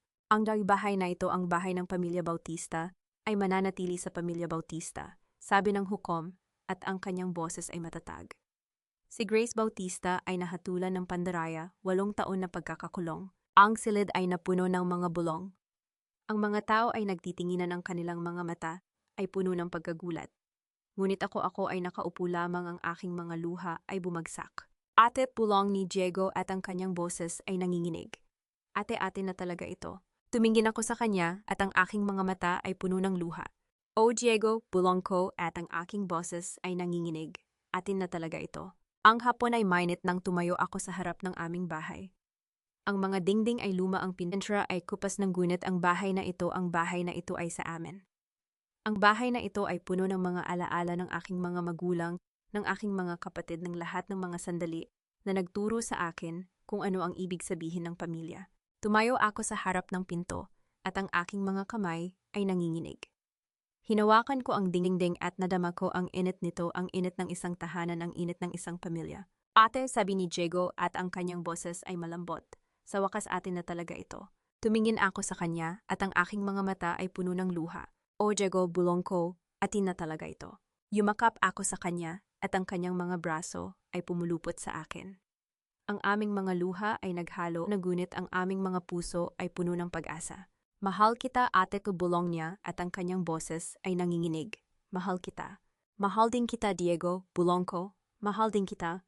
6 na buwan ang lumipas. Ang araw ay sumisikat nang tumayo ako sa harap ng maliit na gusali sa gitna ng barangay. Ang mga bata ay nagtitipon sa labas, ang kanilang mga mata ay puno ng tuwa. Ang mga libro ay nakalatag sa mga mesa ang mga upuan ay nakaayos, ang mga dingding ay puno ng mga kulay.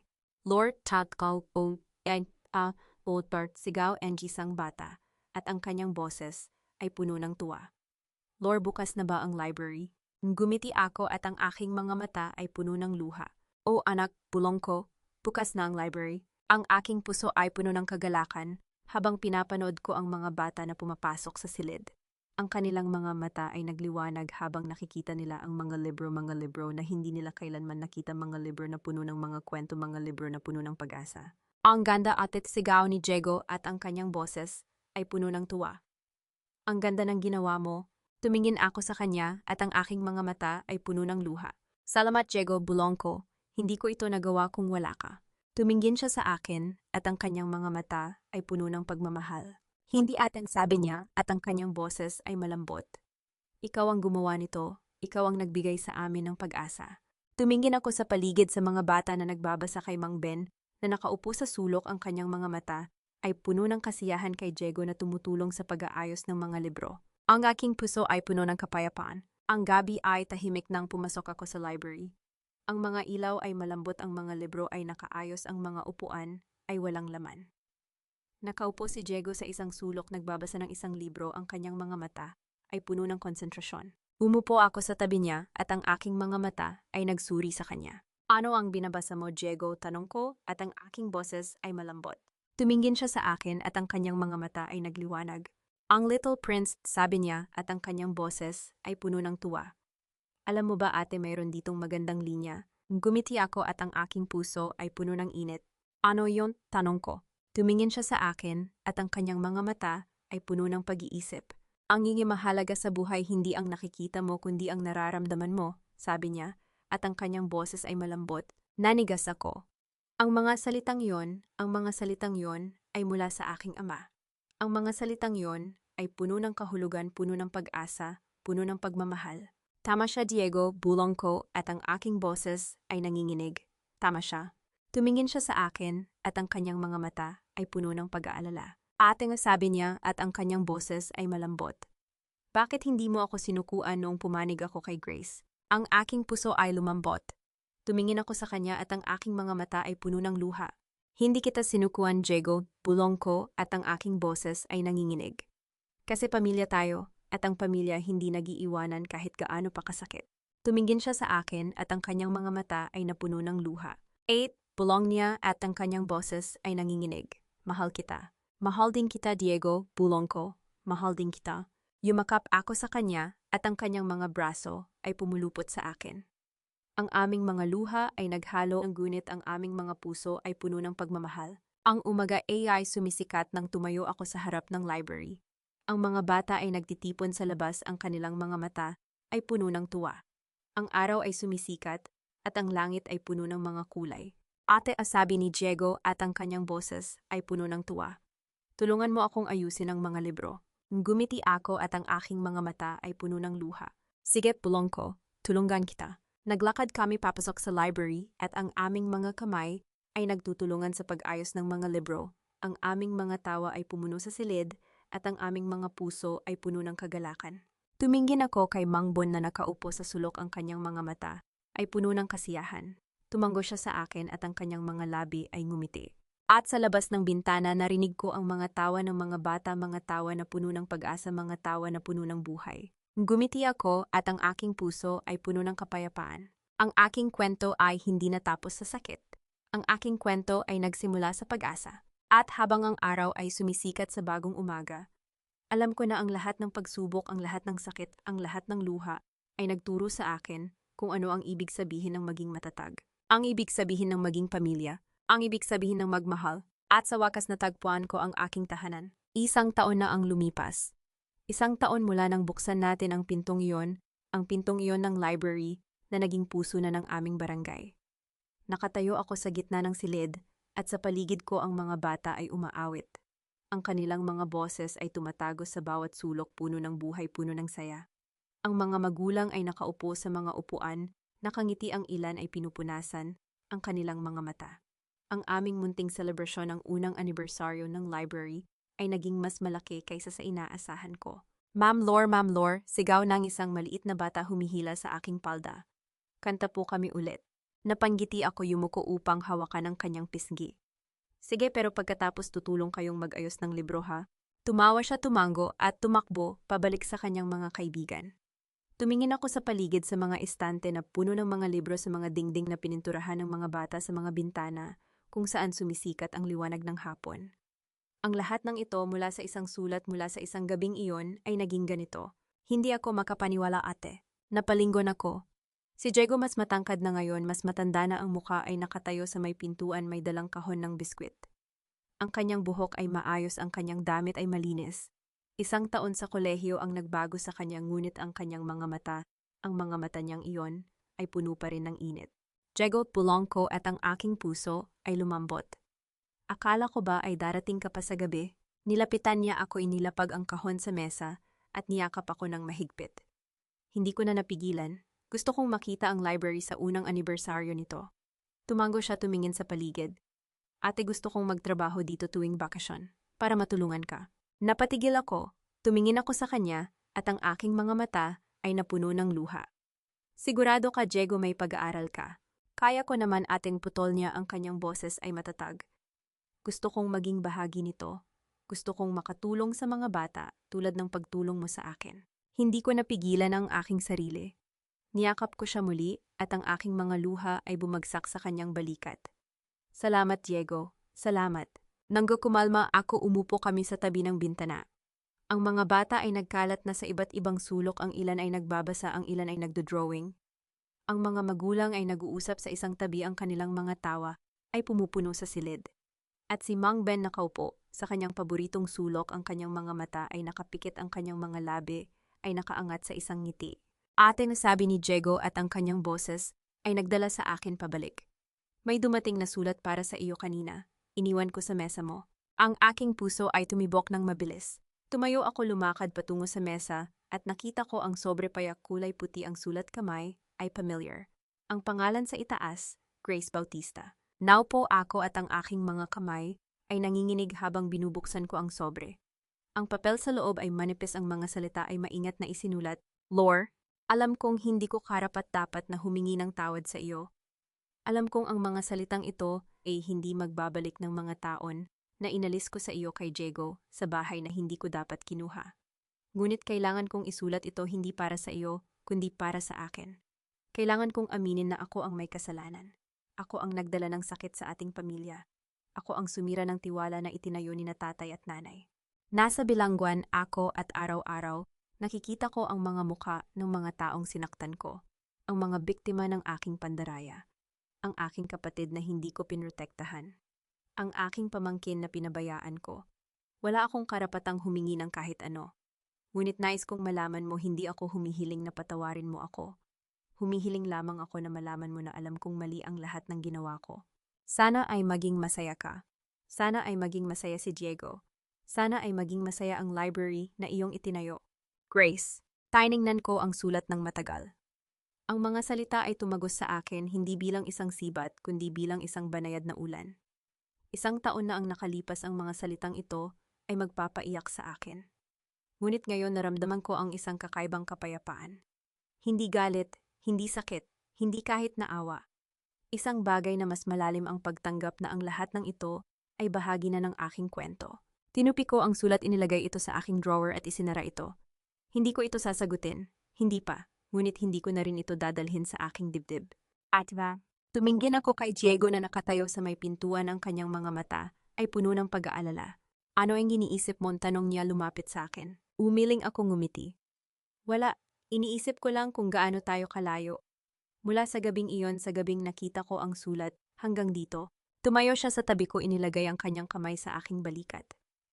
At hindi pa tayo tapos, ate. Marami pa tayong gagawin. Tumingin ako sa kanya, ang aking kapatid na ngayon ay mas matangkad sa akin, mas matatag, mas puno ng pag-asa.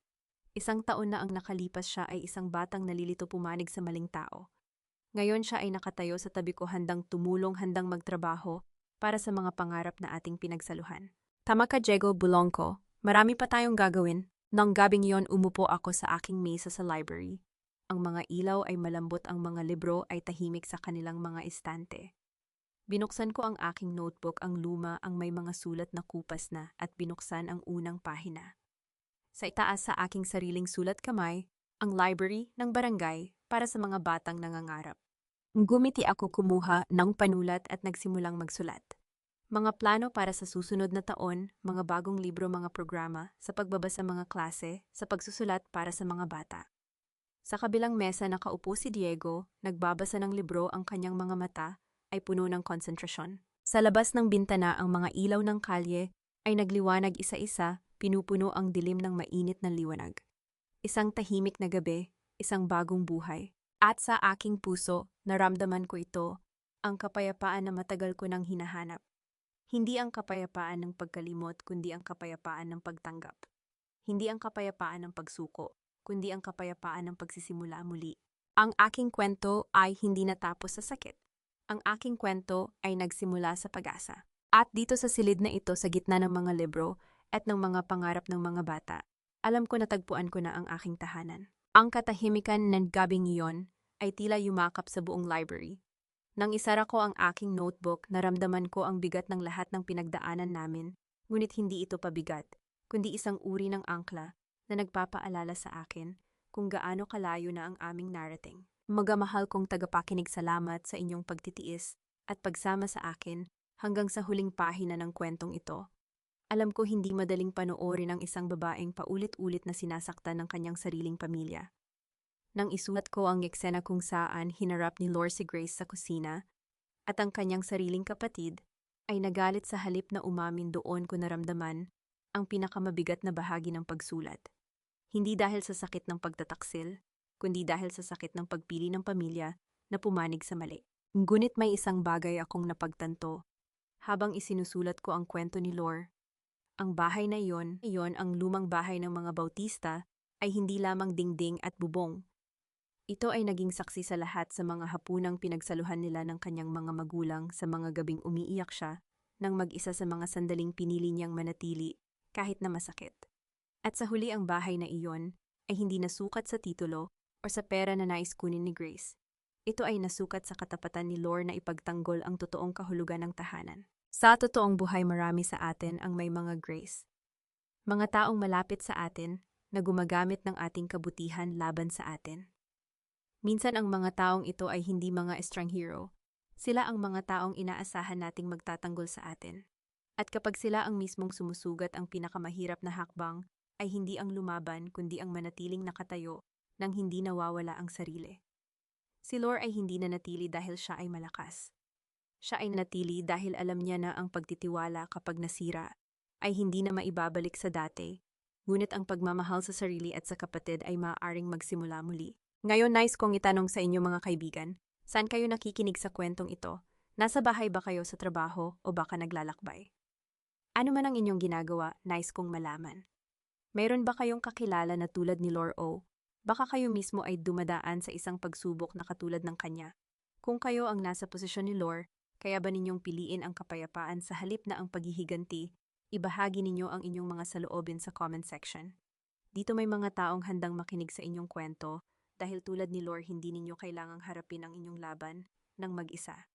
At kung naging inspirasyon sa inyo ang kwentong ito, huwag kalimutang i-like at i-share upang marating nito ang iba pang nangangailangan ng pag-asa.